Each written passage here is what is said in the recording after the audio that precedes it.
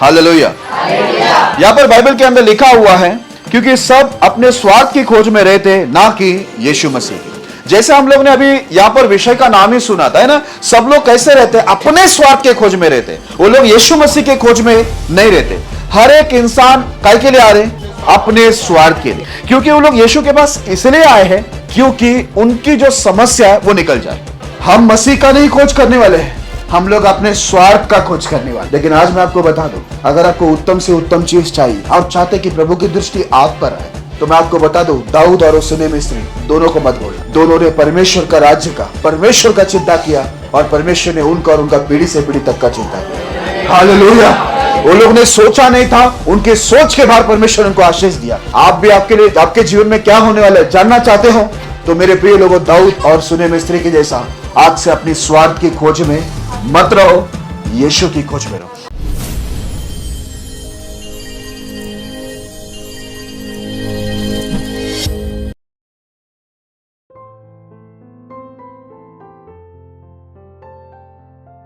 यदि आप भी चाहते हैं कि प्रभु आपके जीवन में भी अद्भुत कार्य करें, तो आप हमसे जुड़िए।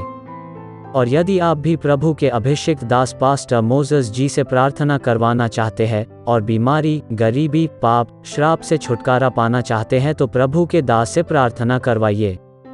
प्रार्थना निवेदन के लिए डायल करें 9821509346। दूसरा number 9820902867। If you too want the Lord to work mighty wonders in your life, then you may join us. And if you want the Lord's anointed servant Pastor Moses to pray for you to get rid of sickness, poverty, sin and curses, then you may do so. For prayer request, 9821509346. Alternate number, 9820902867.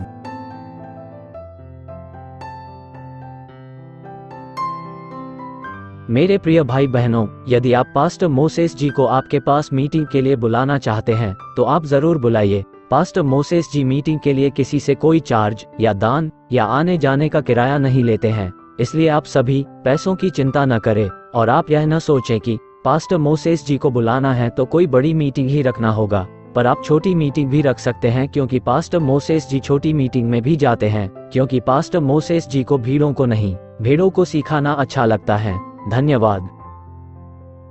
Dear brothers and sisters, if you wish to invite Pastor Moses for meetings, you may do so without worrying about expenses, because Pastor Moses does not charge any fees, neither does he take any gifts, nor charge traveling expenses. Also, do not think that you need to organize big meetings only. Pastor Moses is okay with small crowd too, because he believes in teaching genuine believers who are hungry and thirsty for God. Thank you. Praise the Lord. Okay, समय को हम लोग नहीं गवाते हुए हम लोग विषय पर चलेंगे। सभी लोग देख लीजिए विषय का नाम, सब अपने स्वार्थ की खोज में रहते हैं, ना कि यीशु मसीह की, और seek their own interest, not Jesus Christ. आइए हम लोग इस विषय के लिए प्रार्थना करेंगे, ताकि पवित्र आत्मा आपकी और मेरी सबकी मदद करे सुनने और सुनाने के लिए। आइए हम सब आँख बंद करेंगे। आपको जिस चीज़ से डिस्टर्बेंस होता है सुनने में, समझने में, आप उसके लिए प्रार्थना करें। नींद आती है तो उसके लिए दुआ करें, ध्यान भटकता है तो उसके लिए दुआ करें, वचन समझ में नहीं आती उसके लिए भी दुआ करें, और प्रभु को बोलिए, प्रभु मेरे सवालों का आज मुझे जवाब दीजिए।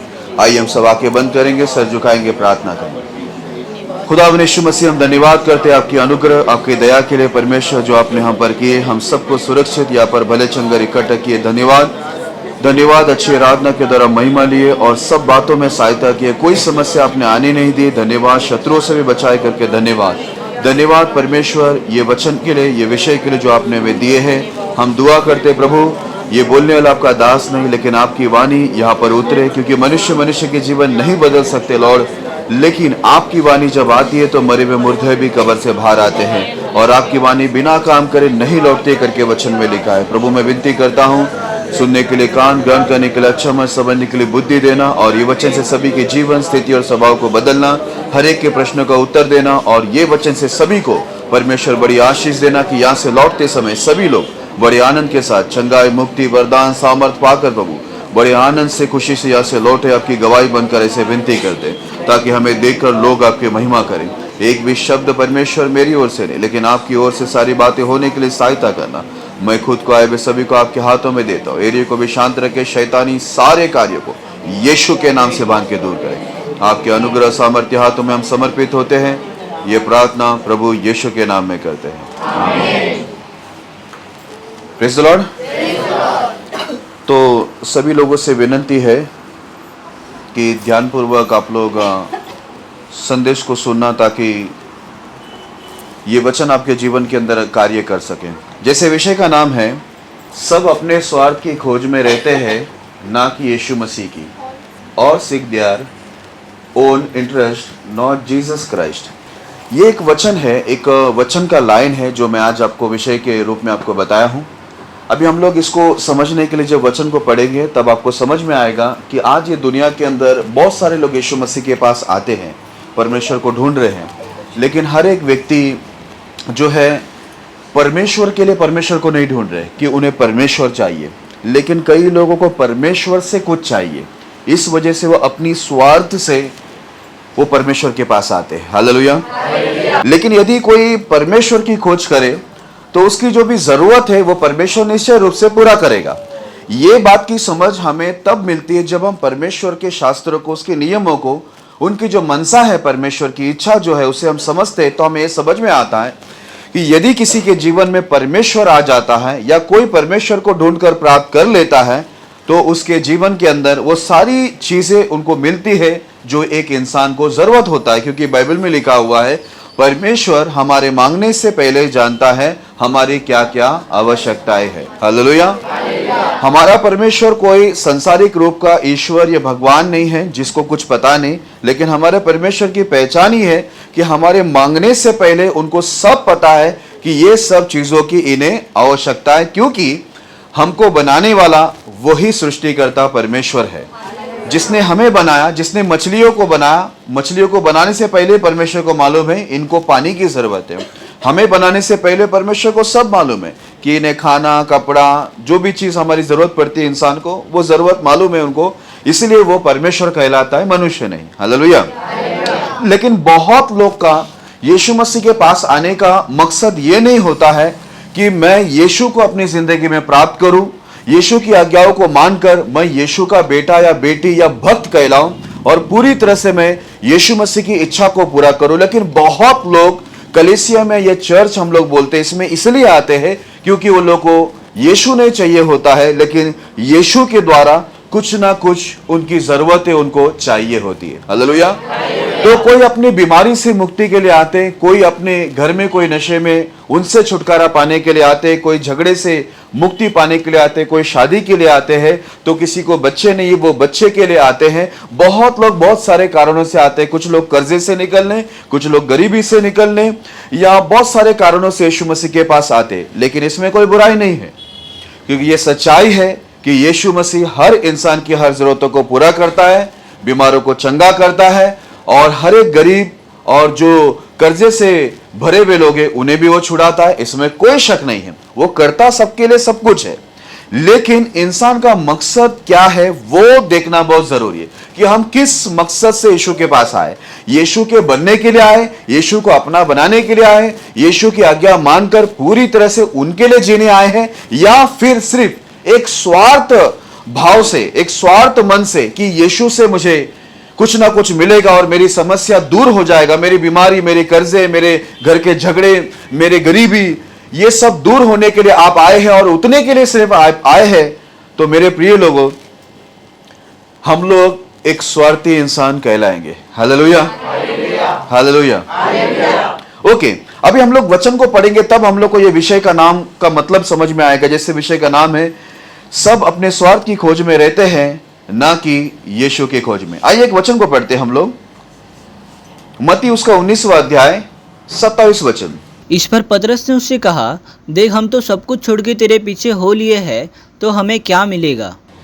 हाँ, अभी देखो यहाँ पर बाइबल में 12 चेले थे, उसमें से एक चेला था पतरस। ठीक है, एक बार क्या हो गया, एक धनवान व्यक्ति, एक जवान धनवान व्यक्ति आकर यीशु को बोला, मैं आनंद जीवन पाने के लिए क्या करूं, मुझे स्वर्ग में जाने का, मैं क्या करूं? यीशु ने बोला, तू तो एक यहूदी इंसान है, बचपन से तू जानता है हत्या ना करना, चोरी ना करना, व्यभिचार ना करना, झूठी साक्षी मत देना, कोई गलत काम नहीं करना है, तू सब जानता है, फिर मुझे क्यों पूछता है तू?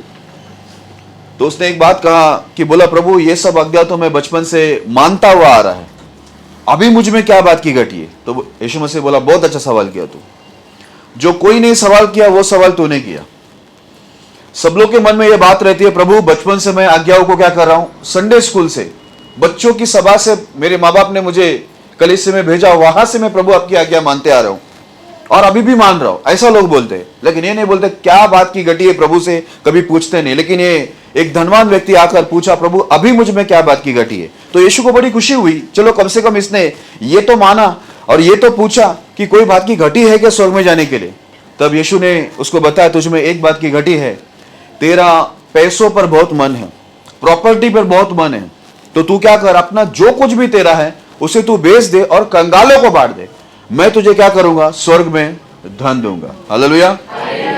जैसे ये बात यीशु ने रखा, उसने खुद ही पूछा मुझ में किस बात की घटी है, इसलिए यीशु ने उसको बताया। नहीं पूछेगा तो नहीं बताता है, ठीक है, पूछने वाले को यीशु कुछ भी बताता है। अगर आप अपनी गलतियों को पूछेंगे तो यीशु जरूर आपको बताएगा। अगर आप बोलेंगे नहीं मुझ में कोई गलती नहीं, तो यीशु आपसे कोई बात नहीं करेगा, कोई वार्तालाप नहीं करेगा, आपकी गलती बताने नहीं बैठेगा। हालेलुया। कभी आपने देखा है कि घर में डॉक्टर आकर आपको दवाई दे देते, ले लो रख लो? नहीं ना। जब आप जाकर अपनी बीमारियों को बताते डॉक्टर को, तब वो दवाई का पुड़ी देता है ना, आपको इंजेक्शन देता है, जो भी देता है, बराबर है। वैसे ही यीशु को पूछने से यीशु ने कहा कि तुझ में एक बात की घटी है, पैसों पर, प्रॉपर्टी पर बहुत मन है, इसे बेच और कंगालों को दे, तो मैं तुझे स्वर्ग में बहुत से धन दूंगा। लेकिन वो इंसान ये बात को सुनकर बहुत उदास हो गया, उसके चेहरे पर उदासी छाई और वो यीशु को छोड़कर चला गया, क्योंकि वो बहुत धनी था। हालेलुया। अभी ये सुनने के बाद आपके दिमाग में तुरंत एक ख्याल आएगा, क्या यीशु के पास आने से क्या सब कुछ बेचकर कंगाल बनना पड़ता है, गरीब बनना पड़ता है? तो मैं एक बात बता दूं, परमेश्वर यीशु जो है किसी को कंगाल गरीब बनने के लिए, कर्जे में रहने के लिए बुलाया ही नहीं। बाइबल में इतना तक लिखा हुआ है, साफ साफ शब्दों में लिखा हुआ है, तुम्हें किसी से कभी कर्जा उधारी लेनी नहीं पड़ेगी, लेकिन तुम दूसरों को दोगे उधारी। तुम दूसरों को क्या करोगे, कर्जा दोगे, तुम्हें नहीं लेना पड़ेगा। लेकिन परमेश्वर यीशु ये इंसान को परखना चाहता था, इसका मन जो है ये पैसों पर, पृथ्वी के चीजों पर, प्रॉपर्टी पर है या मुझ पर है, ये मेरे पीछे चल पाएगा या नहीं, ये मेरे लिए जी पाएगा या नहीं, सच में इसको स्वर्ग में इसका ध्यान है या नहीं, क्या पृथ्वी पर ही इसका मन लगा हुआ है। और जब यीशु ने परीक्षा किया, उसको बोला सब कुछ बेचकर कंगालों को दे, तो वो क्या किया मालूम है, यीशु को ही छोड़कर निकल गया उदास होकर। हालेलुया। इसके लिए बाइबल के अंदर लिखा हुआ, यीशु मसीह कभी भी क्या करता है, इंसान की परीक्षा करके चेक करता है कि वो सचमुच परमेश्वर से प्यार करता है या नहीं। हालेलुया। वो किस मकसद से मेरे पीछे आया है, वो मुझे प्राप्त करने आया है या मेरे द्वारा खाना, कपड़ा, पैसा प्राप्त करने आया है, क्या प्राप्त करने आया है, वो यीशु जरूर क्या करता है, एक इंसान को चेक करता है। हालेलुया। अब यीशु ने यह बात होने के बाद, जैसे वो धनवान व्यक्ति यीशु को छोड़कर चला गया उदास होकर, तब यीशु ने एक बात बोला, आप ऊपर से पढ़ेंगे बाद में तो आपको समझ में आएगा। यीशु ने बोला, धनवान लोग का स्वर्ग में जाना बहुत कठिन है। बोलता है एक ऊंट जो है वो सुई के नाके से निकल सकता है, सुई के होल से निकल सकता है, लेकिन एक धनवान स्वर्ग के राज में जाना बहुत कठिन है। अभी ये सुना तो पतरस को क्या लगा मालूम है, हम लोग यीशु के पीछे आ गए तो हम लोग अभी कंगाल होकर मरेंगे, गरीब होकर मरेंगे, मतलब हम लोग को कुछ भी नहीं मिलेगा। अभी उन लोग के दिमाग में ये ख्याल है, क्योंकि हर इंसान के मन में क्या रहता है, कहीं भी भक्ति करने जाता है तो उनका मकसद मन में एक ही चीज होती है, हमको वहां से कुछ लाभ होना चाहिए, है ना, हमको वहां से कुछ ना कुछ मिलना चाहिए। अब पतरस और बाकी शिष्य लोग के मन में क्या था, यीशु के पीछे जाकर हमें क्या बनना है, धनवान बनना है।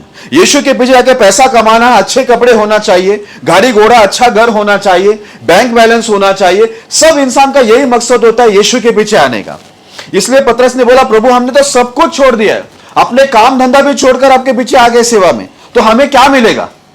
सीधा उसने सवाल किया, हमें क्या मिलेगा? सवाल सीधा आ गया। इसका मतलब क्या है, हर इंसान यीशु के पीछे आकर यही सोचता है कि हमें क्या मिलेगा। हालेलुया।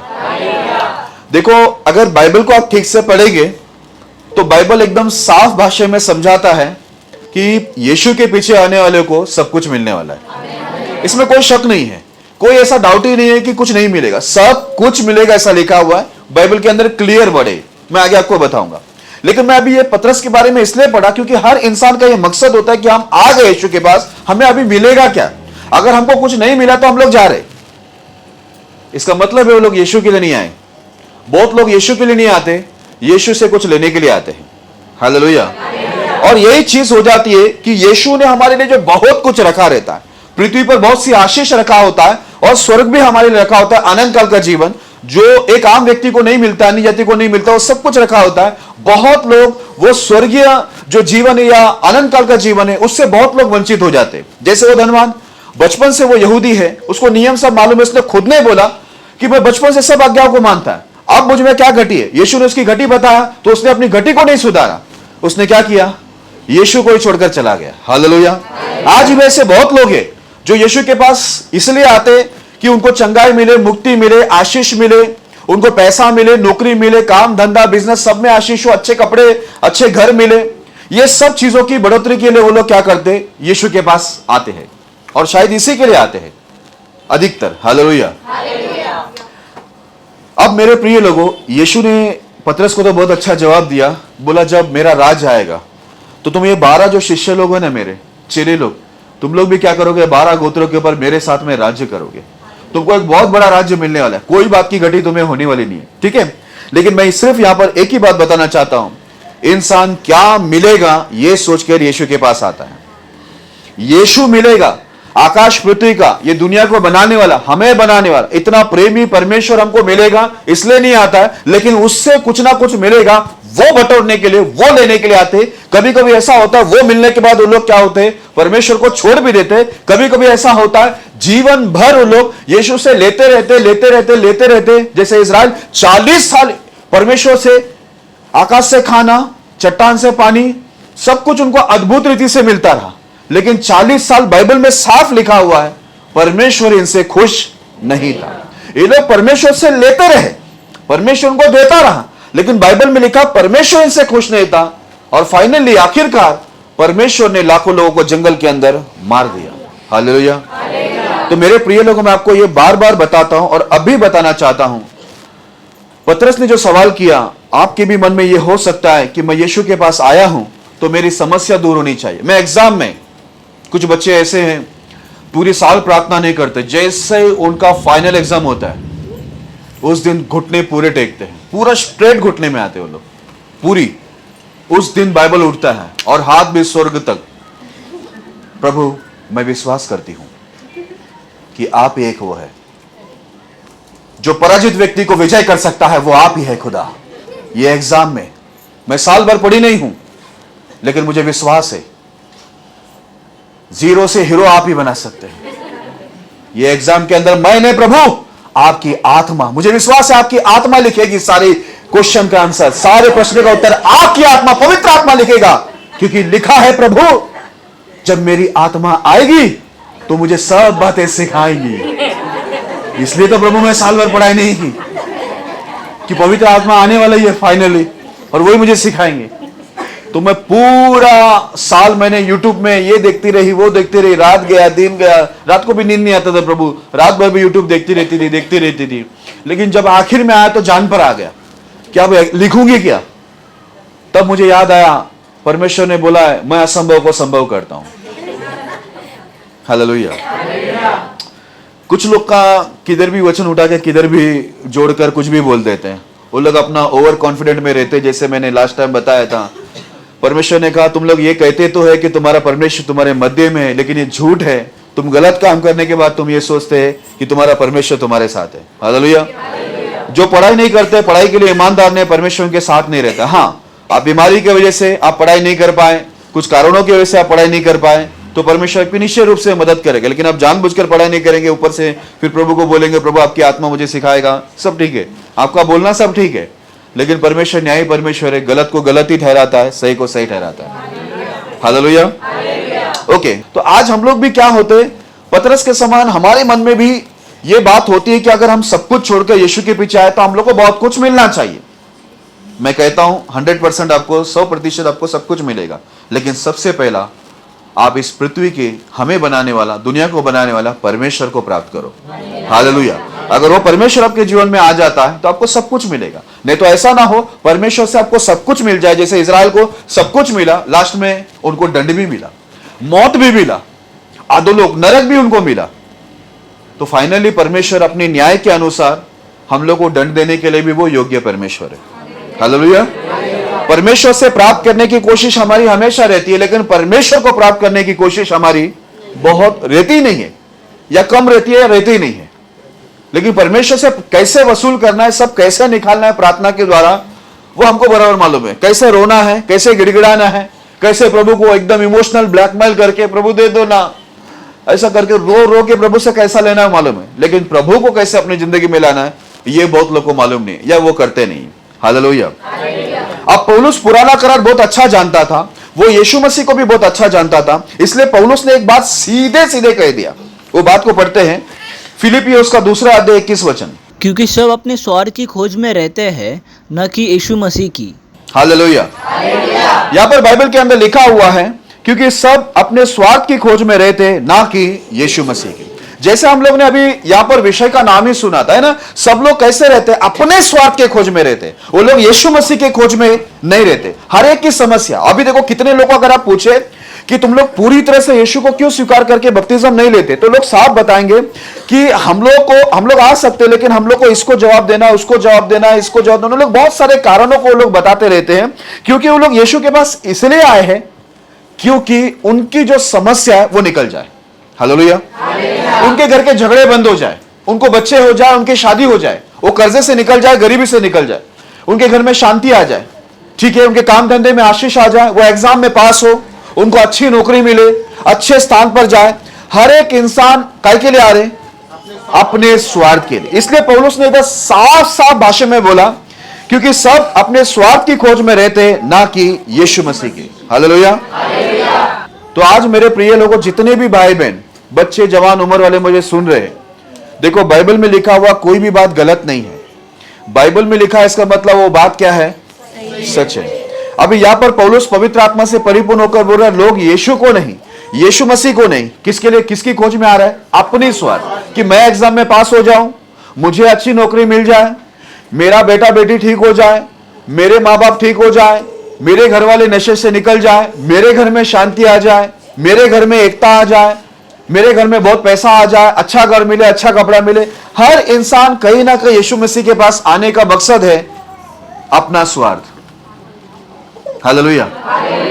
अपने स्वार्थ के लिए क्या करते हो, यीशु के पास आते हैं। यह बाइबल के अंदर साफ लिखा हुआ है। एक वचन को और पढ़ते हैं, देखो पवित्र आत्मा में पौलुस ने दूसरी बार भी इस बात को कहा कि अंतिम दिन में ऐसा होने वाला है। 2 तीमोथी 3 अध्याय 1 और 2 वचन को पढ़ेंगे। 2 तीमोथी 3 अध्याय 1 और 2 वचन पढ़ेंगे, फिर 4 वचन को पढ़ेंगे। पर यह स्मरण रख कि अंतिम दिनों में कठिन समय आएंगे, क्योंकि मनुष्य स्वार्थी, लोभी, डिंगमार, अभिमानी, निंदक, माता पिता की आज्ञा टालने वाला, कृतज्ञ, अपवित्र। हालेलुया। अभी देखो यहां पर क्या लिखा, पौलुस पवित्र आत्मा में परिपूर्ण होकर आने वाली बात को भविष्यवाणी करके कहता है कि बोलता है, यह स्मरण रख कि अंतिम दिनों में कठिन समय आएगा। क्यों कठिन समय आएगा, बोलता है क्योंकि मनुष्य स्वार्थी, लोभी, डिंगमार, अभिमान, निंदक, माता पिता का आज्ञा टालने वाले, कृतज्ञ, अपवित्र। बोलता है विशेष इसमें से हम लोग लेंगे स्वार्थी। बोलता है स्वार्थी लोग बहुत आएंगे अंतिम दिन में। पौलुस ने पहले भविष्यवाणी किया, जो बहुत लोग यीशु के पास आने का मकसद होगा उनका, कि उनका जो स्वार्थ है वो पूरा हो जाए। हालेलुया। उनकी जरूरत पूरा हो जाए, उन्हें चंगाई मिले, मुक्ति मिले, ये मिले, वो मिले। इसलिए बहुत सारे लोग आएंगे यीशु के पास। इसलिए नहीं आएंगे कि उन्हें यीशु चाहिए, वो इसलिए आएंगे क्योंकि उन लोगों को यीशु से कुछ चाहिए। हालेलुया। देखो 4 वचन में बहुत अच्छा लिखा है नीचे, विश्वासघाती, ढीठ, घमंडी और परमेश्वर के नहीं वरन सुखविलासी के चाहने वाले होंगे। हालेलुया। अभी ध्यान देने, यहां पर क्या लिखा है, बोलता है विश्वासघाती लोग आएंगे, ढीठ, और लिखा है घमंडी आएंगे। इंपोर्टेंट लाइन में पढ़ रहा हूं जो हमारे विषय से जुड़ा हुआ है, और परमेश्वर की नहीं वरन सुख विलास ही के चाहने वाले होंगे। कई लोग परमेश्वर के पास इसलिए आएंगे कि उनको परमेश्वर से क्या मिले, सुख विलास मिले। इसके लिए हम लोग को बाइबल में देखने मिलता है कि कितने लोग यीशु मसीह के पीछे आते थे खाना खाने के लिए। एक बार यीशु मसीह ने तो कुछ लोग को बोल दिया, तुम लोग मेरे पीछे इसलिए नहीं आ रहे कि तुम्हें मैं चाहिए या तुम्हें स्वर्ग चाहिए, लेकिन तुम लोग इसलिए आ रहे क्योंकि तुम्हें क्या चाहिए? खाना चाहिए। बहुत लोग अपनी जरूरत पूरा करने के लिए यीशु के पीछे आ रहा था, तो यीशु कई बार देखकर यीशु ने उनके मुंह पर भी कई बार बोल दिया, उनको गुस्सा भी आया, बुरा भी लगा उनको। लेकिन यहां पर लिखा है बहुत सारे लोग परमेश्वर के पास आएंगे, लेकिन वो लोग परमेश्वर के लिए नहीं, वो लोग अपने सुख विलास के लिए परमेश्वर के पास आएंगे। हालेलुया। अब मेरे प्रिय लोगों ध्यान देना, बहुत सी कलीसिया के अंदर देखो आपको देखने मिलेगा बहुत से जवान लड़का लड़की है, उनकी कलीसिया भरी हुई है, ठीक है, आपको देखने को मिलेगा। उसका कारण मैं बताता हूं, आपको मालूम होना जरूरी, हमारी कलीसिया को पता होनी चाहिए। इसका कारण यह है कि वहां पर है ना उपवास प्रार्थना है ना बिल्कुल ना के बराबर है, बिल्कुल ना के बराबर। वो लोग अगर उपवास प्रार्थना भी कभी कभार रख भी दे तो 1 या 2 घंटा, उससे ज्यादा नहीं, या कभी कभार वो लोग रखते। लेकिन आप उनका साइड जाके देखना फेसबुक में, उन लोग की पिकनिक बहुत ज्यादा रहती है। उनका पिकनिक का फोटो रहेगा, वो लोग कैंप लगाते, यहां वहां कहां घूमने को जाते, वहां पर वो लोग वो टेंट बांधकर वो लोग क्या करते, वहां पर रहते, मस्त 4-5 दिन मौज करते, चिकन बनाते, खाते, फिरते, घूमते, अयाशी करते, झरना में जाके नहाते। ये लोग ये सब फोटो उठाकर ये लोग क्या करते, फेसबुक में डालते, ये आपको देखने को मिलेगा। इसकी वजह से वहां पर जवान लोग की भर्ती बहुत है। लेकिन जिस दिन उनको उपास में बिठा दिया जाए, आपको कभी उपास प्रार्थना का फोटो आपको मिलेगा नहीं। फेसबुक में जाके देखो, आपको किधर ऐसा नहीं मिलेगा फेसबुक पे कि उपास प्रार्थना में ये लोग 5-6 घंटा बैठे हुए हैं, या 3 दिन ये लोग बिल्कुल खाए हुए बैठे हुए कहीं पहाड़ पे जाकर, नहीं मिलेगा।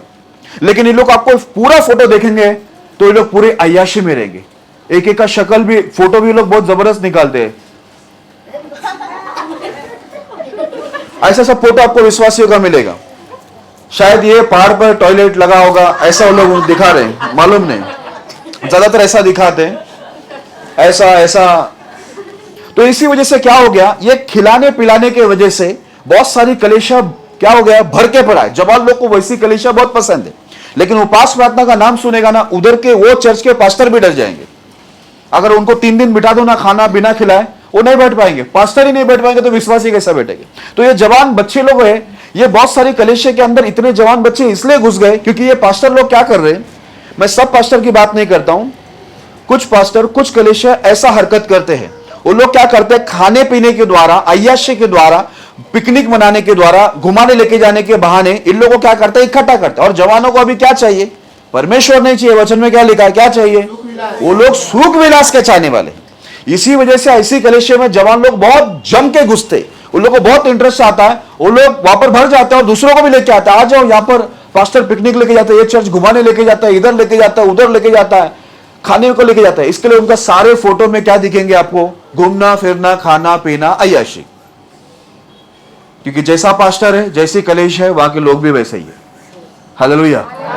वो परमेश्वर को चाहने वाले नहीं, वो सुख विलास के चाहने वाले। वही इनको इधर बोल देंगे ना, हम लोग 3 दिन का या 7 दिन का उपास प्रार्थना या 40 दिन का उपास प्रार्थना, आपको खाना नहीं है, देखना ये आपको दिखेंगे नहीं उन लोगों का फेसबुक में फोटो, उनके फेस ही नहीं दिखेंगे। Praise the Lord. क्योंकि पौलुस ने इतने साल पहले ही भविष्यवाणी कर दिया है कि अंतिम दिन में बहुत कठिन समय है, लोग स्वार्थी रहेंगे, लोग परमेश्वर के चाहने वाले नहीं रहेंगे, लेकिन लोग सुख विलास के चाहने वाले होंगे। हालेलुया। ओके, तो ये बात हो गई, अभी आपको मैंने बता दिया कि पतरस पूछता है क्या मिलेगा, मतलब कुछ मिलने के लिए आया है। और यहां पर पौलुस ने बोला लोग अभी यीशु मसीह को नहीं, लेकिन अपने स्वार्थ की खोज में यीशु के पीछे आ रहे हैं। और दूसरी बार भविष्यवाणी करते हुए बोला अंतिम दिन में बहुत कठिन समय आएंगे, लोग स्वार्थी हो जाएंगे और लोग परमेश्वर के नहीं, लेकिन उनको सुख विलास के चाहने वाले होंगे। वो लोग ये देखेंगे कि कहां से हमको सुख मिले, विलास मिले, खुशी मिले, आनंद मिले, ठीक है, अय्याशी मिले, हमारी जरूरतें पूरे हो, हमारी शारीरिक जरूरतें पूरे हो, शारीरिक इच्छा पूरी हो। इसी वजह से बहुत लोग ऐसी कलीसिया को ढूंढेंगे जहां पर उनको शारीरिक खुशी मिलती है। Hallelujah, hallelujah. अभी आपको समझ में आया ना ये कैसे ट्रिक वापरते हैं पास्टर लोग, ऐसी कलीसिया के लोग। इसके लिए फेसबुक में आपको सब वो हाथ में तंगड़ी, बड़े होटल में बैठे हुए दिखाई देते हैं, रोड पे भी खाना बना के खा रहे, उन लोगों को घर कम पड़ रहा है तो रोड में ही बना रहे, पहाड़ पे जाके भी खाना ही खा रहे। ओके, अभी मैं आपको एक बात बताता हूं। इधर यीशु मसीह जब 5000 पुरुष थे और उनकी पत्नियां थी 5000 और उनके बच्चे भी थे, चलो 18-20 हजार हम पकड़ते, इतने लोग जमे थे। यीशु मसीह ने उन सबको क्या किया, 2 मच्छी और 5 रोटी से खाना खिलाया। बाइबल के अंदर लिखा हुआ है, लिखा है ना। हजारों लोग ने खाना खाया, जब खाना बट रहा था तो हजारों लोग थे, लेकिन जब उपास प्रार्थना का समय आया, प्रार्थना का समय आया, पेंटिकोस्ट का दिन आया, तो कितने लोग थे वहां पर पवित्र आत्मा मिलने के लिए प्रार्थना कर रहे थे? 120। तो ये खाना खाया हुआ 5000, उनकी पत्नियां, उनके बच्चे, ये सब किधर गए? मछलियां खा ली, रोटियां भी खा ली चमत्कार रूप से। अब प्रार्थना उपास कौन करेगा? समझ में आ रहा है? इसके लिए बहुत सारे जगह में क्या हो रहा है, खाना है ना, वहां पर लोग ज्यादा है, जहां पर उपास प्रार्थना है वहां पर लोग कम है। लेकिन ये उपास में बैठने वाले, त्याग करने वाले यही है जो परमेश्वर को प्राप्त करने आते, परमेश्वर से कुछ प्राप्त करने नहीं आते। हालेलुया। समझ में आया आपको? ये उपास प्रार्थना एक चेकिंग है। अगर आप उपास प्रार्थना में देखेंगे तो आपको मालूम पड़ेगा कि ये परमेश्वर के चाहने वाले, प्यासे, भूखे, ये आपको बराबर उपास प्रार्थना में भूख को मारकर वो लोग परमेश्वर को प्राप्त करने के लिए, पवित्र आत्मा प्राप्त करने के लिए, वरदान प्राप्त करने के लिए, दर्शन प्राप्त करने के लिए, स्वर्ग प्राप्त करने के लिए वो लोग क्या करेंगे? त्याग करके परमेश्वर के सामने रोकर वो लोग प्रार्थना करते हुए आपको दिखाई देंगे। हालेलुया। लेकिन आप देखना, अधिकतर आपको फेसबुक में, सब जगह में, सारी कलीसिया की जो इतिहास है, आपको ये खाना पीना सुख विलास वाले ही लोग दिखाई देंगे। पर टेंशन मत लीजिए, अगर आप और मैं प्रयास करेंगे, प्रार्थना करेंगे, कोशिश करेंगे, प्रचार करेंगे, तो ये सुख विलास में जीने वाले लोगों को हम लोग यीशु की ओर ला सकते हैं। उनको भी हम लोग आनंद जीवन के अंदर ला सकते हैं, यदि आप और मैं मेहनत करें तो। क्योंकि देखो, उनको भी बचाना हमारा काम है। यीशु ने कहा, मुझे वो भेड़ों को भी लेके आना जो अभी मेरे भेड़शाला के अंदर नहीं है, उनको भी मुझे लेके आना। ये आपको और मुझे मेहनत करना है ताकि वे लोग भी क्या हो जाए? परमेश्वर के पास आए। Praise the Lord. और वो उद्धार पाए। ऐसा ना हो कि सुख विलास में वो लोग परमेश्वर को खो दे और बाद में वो लोग मरने के बाद बोलेंगे, अरे प्रभु, हमने आपके नाम से कैंप लगाया था, आपके नाम से हम लोग पिकनिक गए थे, आपके नाम से हमने कोमड़ी का, मुर्गी का, चिकन का तंगड़ी खाए थे, सब कुछ तो आप ही के नाम से किए थे। पानी में भी मैं जब तैरा तो खेलने गया, कूदने गया, फुटबॉल खेला, हम लोग प्रभु आप ही के तो नाम से किए। तब यीशु मसीह वहां पर बोलेगा, बोलता है, तूने सब मेरे नाम से किया है ना? वो लोग बोलेगा, हाँ आप ही के नाम से किया। बोला, तू कौन है? मैं नहीं जानता। हालेलुया। एक वचन लिखा हुआ, बहुत लोग आके बोलेंगे, प्रभु हमने आपके नाम से ये किए, वो किया, ऐसा किया, वैसा किया। यीशु बोलेगा, मैं तुम लोग को नहीं पहचानता, क्योंकि मेरे नियम के अनुसार कुछ नहीं किया। तुमने अपनी मनमानी की, नाम मेरा लिया, लेकिन मनसा खुद की पूरा की, है कि नहीं? इच्छा खुद की पूरा की, अपनी शारीरिक इच्छा को पूरा किया, मेरी इच्छा थोड़ी पूरा किया। इसलिए बाइबल में लिखा है, यीशु के बारे में ऐसा लिखा है, वो खुलकर कहेगा, मैं तुम्हें नहीं जानता हूं, कुकर्म करने वाले मेरे पास से चले जाओ। पूरा का पूरा कुकर्म है। लड़का लड़की को इतना छूटे, वो लोग चिपक कर क्या करते हैं? फोटो निकालते हैं। उसमें पास्टरों का बेटा या बेटियां भी होते हैं। ये लोग चिपक कर क्या करते हैं? फोटो निकाल कर बड़े बेशर्मी से ये लोग उसको फेसबुक में डालते, पूरी दुनिया इसको देखते हैं। तो मैं ये सोचता हूं कि अन्य जातियों में और फिर विश्वासियों में क्या फर्क है? हालेलुया। इसके लिए भी बाइबल में लिखा है, ये सबको अगुवाई करने वाले जो अगवा हैं वे अंधे हैं। इसके लिए अंधा यदि अंधे को रास्ता दिखाएगा, दोनों किधर गिरेंगे? गड्ढे में। इसलिए वचन में आखिर में लिखा था कि ऐसे लोग आएंगे जो अपवित्र लोग होंगे। स्त्री पुरुष सब चिपक के फोटो निकाल के फेसबुक में डाल रहे। इससे हम लोग संसार को, अन्य जाति को हम लोग क्या संदेशा दे रहे कि व्यभिचार हम उधर भी कर रहे थे, अय्याशी उधर भी कर रहे थे, अब यीशु के नाम से अय्याशी कर रहे। यही हो रहा है ना? यही संदेश हम दूसरों को दे रहे। लेकिन बाइबल बताती है, परमेश्वर ने कहा, तुम्हारा परमेश्वर जैसा पवित्र है, मैं तुम्हें इसलिए बुला के लिया कि तुम भी क्या बनो? पवित्र बनो। मैं पवित्र बनने को बुलाया, आप पवित्र बनने नहीं। लेकिन देखो, कलीसिया के अंदर रहकर आराधना स्तुति करके, अच्छे कपड़े पहनकर, ये लोग बहुत अच्छा म्यूजिक बजाकर ये लोग पाप में भी लगे हुए, अय्याशी में, सुख विलास में लगे हुए। क्योंकि पौलुस की भविष्यवाणी ठीक बैठती है उनके ऊपर कि वो परमेश्वर के नहीं, सुख विलास के चाहने वाले लोग हैं। हालेलुया। तो आज आप और मैं भी अपने आप को जांचे कि हम लोग यीशु के पीछे क्यों आया है? स्वर्ग के लिए आया, सुख विलास के लिए आए हैं, या सचमुच जो भक्ति यीशु हमसे चाहता है, जो भक्ति हमें स्वर्ग में लेके जा सकता है, वो भक्ति करने आए हैं हम लोग? या यीशु को प्राप्त करने आए हैं, आनंद जीवन को प्राप्त करने आए, या अपने स्वार्थ के लिए आए हैं? हालेलुया।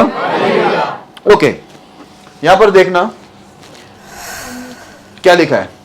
परमेश्वर के बारे में सोचो तो परमेश्वर आपके बारे में सोचेंगे। हालेलुया। एक व्यक्ति परमेश्वर के पीछे जब आता है और परमेश्वर की इच्छा के बारे में वो सोचता है, परमेश्वर को खुश करने के बारे में, प्रसन्न करने के बारे में सोचता है, तो मैं आपको बता दूं, यदि आप प्रभु के बारे में जैसा सोचेगा, वैसे परमेश्वर भी आपके लिए वैसे ही सोचेगा। इसलिए बाइबल में लिखा जो तू बोएगा वही तू काटेगा। तू परमेश्वर को खुश करेगा तो परमेश्वर तुझे खुश करेगा। हालेलुया। तू प्रभु को देगा तो प्रभु तुझे देगा। Praise the Lord. ये परमेश्वर का नियम है। इसलिए मैंने आपको बताया, यहां पर लिखा परमेश्वर के बारे में सोचो तो परमेश्वर आपके बारे में सोचेंगे, निश्चय सोचेगा। चलो उसके लिए एक उदाहरण देखते हैं। वचन बताना वो दूसरा शामुएल 7 अध्याय 1 से 18 तक हम पढ़ेंगे। दूसरा शामुएल 7 अध्याय 1 से 18 पढ़ो। जब राजा अपने भवन में रहता था और यहोवा ने उसको उसके चारों ओर के सब शत्रु से विश्राम दिया था, तब राजा नातान नामक भविष्यवक्ता से कहने लगा, देख मैं तो देवदारू के बने हुए घर में रहता हूँ, परंतु परमेश्वर का संदूक तंबू में रहता है। नातान ने राजा से कहा, जो कुछ तेरे मन में हो उसे कर, क्योंकि यहोवा तेरे संग है। उसी रात को यहोवा का यह वचन नातान के पास पहुंचा, जाकर मेरे दास दाऊद से कह, यहोवा यह कहता है कि क्या तू मेरे निवास के लिए घर बनवाएगा? जिस दिन से मैं इजराइलियों को मिस्र से निकाल आया, उस दिन से आज के दिन तक मैं कभी घर में नहीं रहा, तंबू के निवास में आया जाया करता हूँ। जहाँ जहाँ मैं समस्त इजराइलियों के बीच फिरता रहा, क्या मैंने कहीं इजराइलियों के किसी गोत्र से, जिससे मैंने अपनी प्रजा इजराइल की चरवाई करने को ठहराया हो, ऐसी बात कभी कही कि तुमने मेरे लिए देवदारू का घर क्यों नहीं बनवाया? हालेलुया। अभी ध्यान देना, अभी इंपॉर्टेंट बात, जरूरी बात यहां से शुरू हो रही है।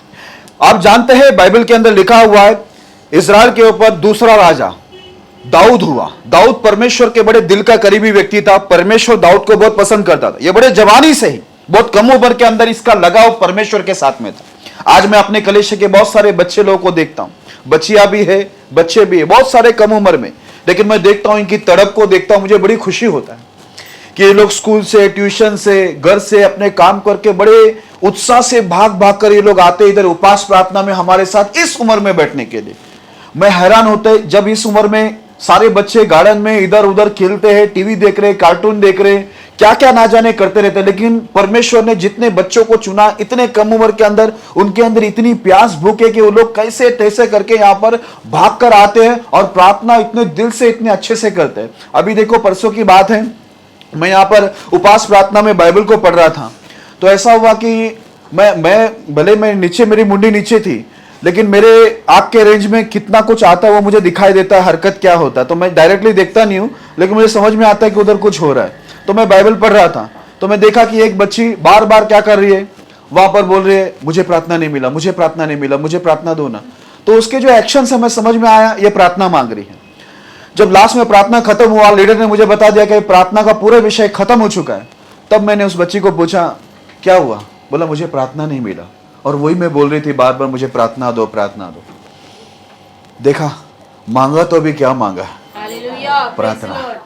वो बहुत छोटे हैं, लेकिन वो लोग जब प्रार्थना करते इतने अच्छे शब्दों में, इतने अच्छे लफ्जों में करते, मुझे बहुत खुशी होती है। मैंने क्या किया, देखो वो बच्ची भी जब प्रार्थना मांगा, मैं उसको बड़ी खुशी से दिया, और मेरे दिमाग में वो बैठ गई कि वो यहां पर आ रही है, परमेश्वर के लिए आ रही है, प्रभु से बात करने के लिए आ रही है, उसको प्रभु से प्यार है, इसलिए तो बार बार बोल रही थी, मुझे प्रार्थना नहीं मिला, मुझे प्रार्थना नहीं मिला, मुझे दो, क्योंकि उसको परमेश्वर से बात करना है। ओके, अब यहां पर देखो बाइबल के अंदर क्या हुआ। ये दाऊद बड़े जवानी के अंदर, छोटे उम्र के अंदर परमेश्वर से प्यार रखता था। इसके पिताजी ने उसको एक काम दिया था, भेड़ बकरी का रखवाली करना। ये भेड़ बकरी का रखवाली करते हुए साथ साथ में क्या करता था, म्यूजिक बजाकर प्रभु की आराधना स्तुति करता था। इस वजह से परमेश्वर की आत्मा इसके ऊपर उतरता रहता था, क्योंकि ये जहां भी है वहां से वो प्रभु को क्या कर रहा है, अपनी भक्ति स्तुति महिमा कर रहा है। हालेलुया। जहां भी उसका धुन किधर है, उसका धुन परमेश्वर में है। वो जहां भी बैठा वहां से वो परमेश्वर को ध्यान लगा, इसलिए प्रभु ने उसको चरवाह से सीधा इजराइल का राजा बना दिया। और जब वो राजा बनकर बैठा, सारे शत्रुओं से परमेश्वर उसको विजय दिया। बाइबल में लिखा, वो जहां भी जाता था परमेश्वर उसके संग रहता था और सारे लड़ाइयों में उसको विजय देता था। एक दिन जब वो अपने राजभवन में बैठा था, अब देखो प्रभु ने उसको कहां से निकाला, चरवाह से निकालकर सीधे उसको पूरे इजराइल का राजा बनाया। एक दिन वो भवन में बैठा, और भवन में बैठकर उसने क्या किया, परमेश्वर के दास को बुलाया। उस समय परमेश्वर का दास था नाथान।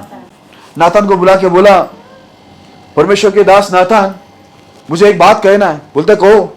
बोलता, मैं इतने अच्छे बंगलों में रहता हूं, इतने ताजमहल के अंदर, महल के अंदर रहता हूं, ठीक है, इतने बड़े महल के अंदर मैं हूं, लेकिन मेरा परमेश्वर अभी भी वो तंबू के अंदर है, तो मैं परमेश्वर के लिए एक भवन बनाना चाहता हूं। नाथान ने सुना, बोला तुझे जैसा चाहिए वैसा तू कर। परमेश्वर तेरे साथ वैसे भी है। हालेलुया। अब देखो उसको ख्याल क्या आया, मैं अच्छे घर में हूं लेकिन मेरा परमेश्वर किधर है? तंबू में है। वो तंबू कभी इधर से उधर, उधर से इधर, वो कपड़े का है, कभी इधर से उधर करना पड़ता है, कभी उधर से, बोलता खुले में है। और ये बात जब वो नातान से कर रहा था, मेरे प्रिय लोगों आप ध्यान से सुना, यहां पर क्या लिखा है, परमेश्वर ने दाऊद की बात को सुना। हालेलुया। और परमेश्वर ने नातान को बुलाकर, परमेश्वर नातान से बात किया, बोलता है तू मेरे दास को जाकर कहे, बोलता है आज तक, बोलता है किसी ने ऐसी बात नहीं कहा, मैं किसी को बोला भी नहीं कि मेरे लिए तुम देवदारों का एक घर बना, और मैं घर में कभी रहा नहीं, और ऐसी बात मेरे बारे में चिंता करके ये वाला शब्द, ये वाली बातें जो दाऊद ने किया वो किसी और ने नहीं किया। हालेलुया। दाऊद की ये बातें सुनकर उसको बहुत खुशी हुआ परमेश्वर को। परमेश्वर ने नातान को क्या किया, अपनी संदेश उसको सुनाने को दिया। बोलता है अब तू मेरे दास दाऊद को जाकर मेरा संदेश दे, क्योंकि तूने मेरे बारे में सोचा कि परमेश्वर किधर है, तंबू में। आज देखो याद रखना, कितने सारे जगह में परमेश्वर अभी भाड़े के जगह पर है, किराए के जगह पर है। आने वाले दिन में ऐसा होना चाहिए, हमारे मन में भी ये मनसा आनी चाहिए कि हमारा परमेश्वर कोई किराए के जगह पे नहीं, लेकिन अपने खुद के एक भवन में होना चाहिए। हालेलुया। आप जैसे ये बात परमेश्वर ने देखो सुना, दाऊद और परमेश्वर का दास नातान के बीच में बात हो रही थी, लेकिन प्रभु उस बात पर ध्यान दिया और परमेश्वर बहुत खुश होकर बोला आज तक ऐसी बात किसी ने नहीं कहा, और मैंने किसी को भी अपना घर बनाने के लिए बोला नहीं। मैं जब भी इजराइल से मेरा बोलता है, जब से तुमको मिस्र से निकाल के लाया हूं, मैं उनको कैसा मिल रहा हूं, ऐसे ही खुले में उनको मैं मिल रहा जुल रहा हूं, उनके बीच में आ रहा जा रहा हूं, लेकिन मेरे लिए कोई भवन नहीं है। हालेलुया। इसलिए परमेश्वर खुश होकर आगे देखो दाऊद को क्या बोलता है, इसलिए अब तू मेरे दास दाऊद से ऐसा कर, सेनाओं का यहोवा यह कहता है कि मैंने तो तुझे भेड़शाला से और भेड़ बकरियों के पीछे पीछे फिरने से इस मनसा से बुला लिया कि तू मेरी प्रजा इजराइल का प्रधान हो जाए, और जहाँ कहीं तू आया गया वहाँ मैं तेरे संग रहा और तेरे समस्त शत्रुओं को तेरे सामने से नाश किया है। फिर मैं तेरे नाम को पृथ्वी पर के बड़े बड़े लोगों के नामों के समान महान कर दूंगा। हालेलुया। आप देखो यहां पर परमेश्वर नातान को बोलता है, तेरे साथ दाऊद ने जो बात किया कि मेरा परमेश्वर उधर तंबू में है और मैं इतने बड़े बंगलों के अंदर, महल में, राजभवन में मैं बैठा हूं, ये बात बोलता दाऊद बोलता मुझे दुख हुआ कि मेरा परमेश्वर खुले में है और मैं इतने बड़े भवन में बैठा हूं, तो मेरे परमेश्वर के लिए भी एक भवन होना चाहिए। यह सुनने के बाद परमेश्वर अपने दास नातान को बोलता है मेरा संदेश भी मेरे दास दाऊद को सुना। बोलता मैंने तुझे भेड़ बकरी को चराने से छुड़ाकर इस्राएल का प्रधान होने के लिए तुझे चुना, और तू जहां भी गया वहां पर मैं तेरे संग संग रहकर तुझे सब शत्रुओं के ऊपर तुझे क्या किया, मैंने विजय दिया। और बोलता आगे मैं तुझे क्या करूंगा, फिर मैं तेरे नाम को पृथ्वी के बड़े बड़े लोगों के नामों के समान महान कर दूंगा। हालेलुया। बोलते जितने भी बड़े बड़े नाम है उन सब नामों के ऊपर मैं तुझे क्या करूंगा, तेरे नाम को भी मैं एक बड़ा नाम कर दूंगा करके बोलता मेरे दास को जाकर बोल करके। हालेलुया। क्योंकि ये संदेश क्यों परमेश्वर नातान नबी के द्वारा भेजा मालूम है, क्योंकि दाऊद को परमेश्वर के भवन की चिंता हुई, परमेश्वर के बारे में चिंता हुई कि मेरा परमेश्वर खुला है, मैदान में तंबू में है और मैं महल में बैठा हूं। इसके लिए परमेश्वर को संदेश दिया। पहला बोलता है मैं तुझे क्या करूंगा, महान करूंगा, तेरे नाम को बढ़ाऊंगा। आगे, और मैं अपनी प्रजा इजराइल के लिए एक स्थान ठहराऊंगा और उसको स्थिर करूंगा कि वह अपने ही स्थान में बसी रहेगी और कभी चलायमान न होगी, और कुटिल लोग उसे फिर दुख न देने पाएंगे जैसा कि वे पहले करते थे। हालेलुया। और परमेश्वर दाऊद की यह बात सुनकर बोला अब मैं तेरे कारण पूरे इजराइल को यह आशीष दूंगा कि उनको एक जगह दूंगा, उनको अभी यहां से वहां, वहां से यहां भटकना नहीं पड़ेगा, और कुटिल लोग उनको दुख फिर से नहीं देंगे। हालेलुया। अब देखो दाऊद ने परमेश्वर की चिंता की, परमेश्वर ने दाऊद की और दाऊद के पूरे प्रजा की, इजराइल की चिंता की। हालेलुया। बोला तुम यहां से वहां भटक रहे थे सालों साल, लेकिन अभी तुम लोग भटकोगे नहीं, क्योंकि दाऊद ने मेरे घर के बारे में सोचा, मेरे भवन के बारे में सोचा, इसलिए अब मैं तुम्हारे बारे में सोच रहा हूं। पूरे इजराइल को अभी भटकना नहीं पड़ेगा, यहां से वहां, वहां से वहां। आगे लिखा है कुटिल लोग भी उनको सताएंगे नहीं, परेशान नहीं करेंगे। Praise the Lord. याद रखना जब हम परमेश्वर के लिए सोचते तो परमेश्वर हमारे लिए सोचता है। आगे लिखा हुआ है वरन उस समय से भी जब मैं अपनी प्रजा इजराइल के ऊपर न्याय ठहराता था, और मैं तुझे तेरे समस्त शत्रु से विश्राम दूंगा। यहोवा तुझे यह भी बताता है कि यहोवा तेरा घर बनाए रखेगा। हालेलुया। नंबर 3 बोलता मैं तुझे सारे शत्रुओं से क्या दूंगा? विश्राम दूंगा। जितने शत्रु तुझसे लड़ रहे, तुझे आगे लड़ाई नहीं होगी, मैं तुझे पूरी तरह से शत्रुओं से क्या करूंगा? विश्राम दूंगा। नंबर 4 बोलता है यहोवा तुझे यह भी बताता है कि यहोवा तेरा घर बनाए रखेगा। हालेलुया। नंबर 4 क्योंकि तूने मेरे घर के बारे में चिंता किया, इसलिए मैं तेरे घर के बारे में चिंता करता, मैं तेरे घर को भी क्या करूंगा? बना के रखूंगा। आगे 1 मिनट, एक बात बताना है मुझे। परमेश्वर ने मुझे यही बात बोला था, तू मेरा काम कर, मैं तेरा काम करूंगा। हालेलुया। और जिस दिन से मैं परमेश्वर का काम करने लगा, परमेश्वर मेरा काम करते रहे। आज तक मैं प्रभु का काम कर रहा हूं और प्रभु मेरा काम कर रहे हैं। Praise the Lord. मुझे कोई कमी घटी होने नहीं दिया, क्योंकि मैं प्रभु की चिंता कर रहा हूं, प्रभु मुझसे ज्यादा मेरी चिंता कर रहा है। हालेलुया। आगे लिखा हुआ है जब तेरी आयु पूरी हो जाएगी और तो अपने पुरखा के संग सो जाएगा, तब मैं तेरे निज वंश को तेरे पीछे खड़ा करके उसके राज्य को स्थिर करूंगा। हालेलुया। आप देखो आशीष पीढ़ी में जा रहे हैं। आगे बोलता है जब तू तेरी पूरी आयु करके बुढ़ापे में तू जब अपने लोगों के साथ में जाकर तू सो जाएगा, यानी तू मर जाएगा, दुनिया से चला जाएगा, उसके बाद मैं क्या करूंगा? तेरे वंश को मैं तेरे जगह पर क्या करूंगा? राज्य देकर उसको मैं स्थिर करूंगा। हालेलुया। बोलता तेरे बाद तेरे बच्चों को भी मैं चुनूंगा, उनका राज्य मैं बना के रखूंगा। जैसा तू राजा है वैसे तेरे बच्चे भी क्या रहेंगे? राजा रहेंगे, और उनके राज्य को मैं स्थिर करूंगा, कोई हिला नहीं सकेगा। आगे मेरे नाम का घर वही बनवाएगा और मैं उसकी राजगद्दी को सदैव स्थिर रखूंगा। हाँ, बोलता है तेरा बेटा सोलोमन वो मेरा घर को बनाएगा और मैं उसका राज्य गद्दी को क्या करूंगा? सदा के लिए उसके राज्य गद्दी को मैं स्थिर करूंगा, कोई उसका राज्य गद्दी को हिला नहीं पाएगा। आगे मैं उसका पिता ठहरूंगा और वो मेरा पुत्र ठहरेगा।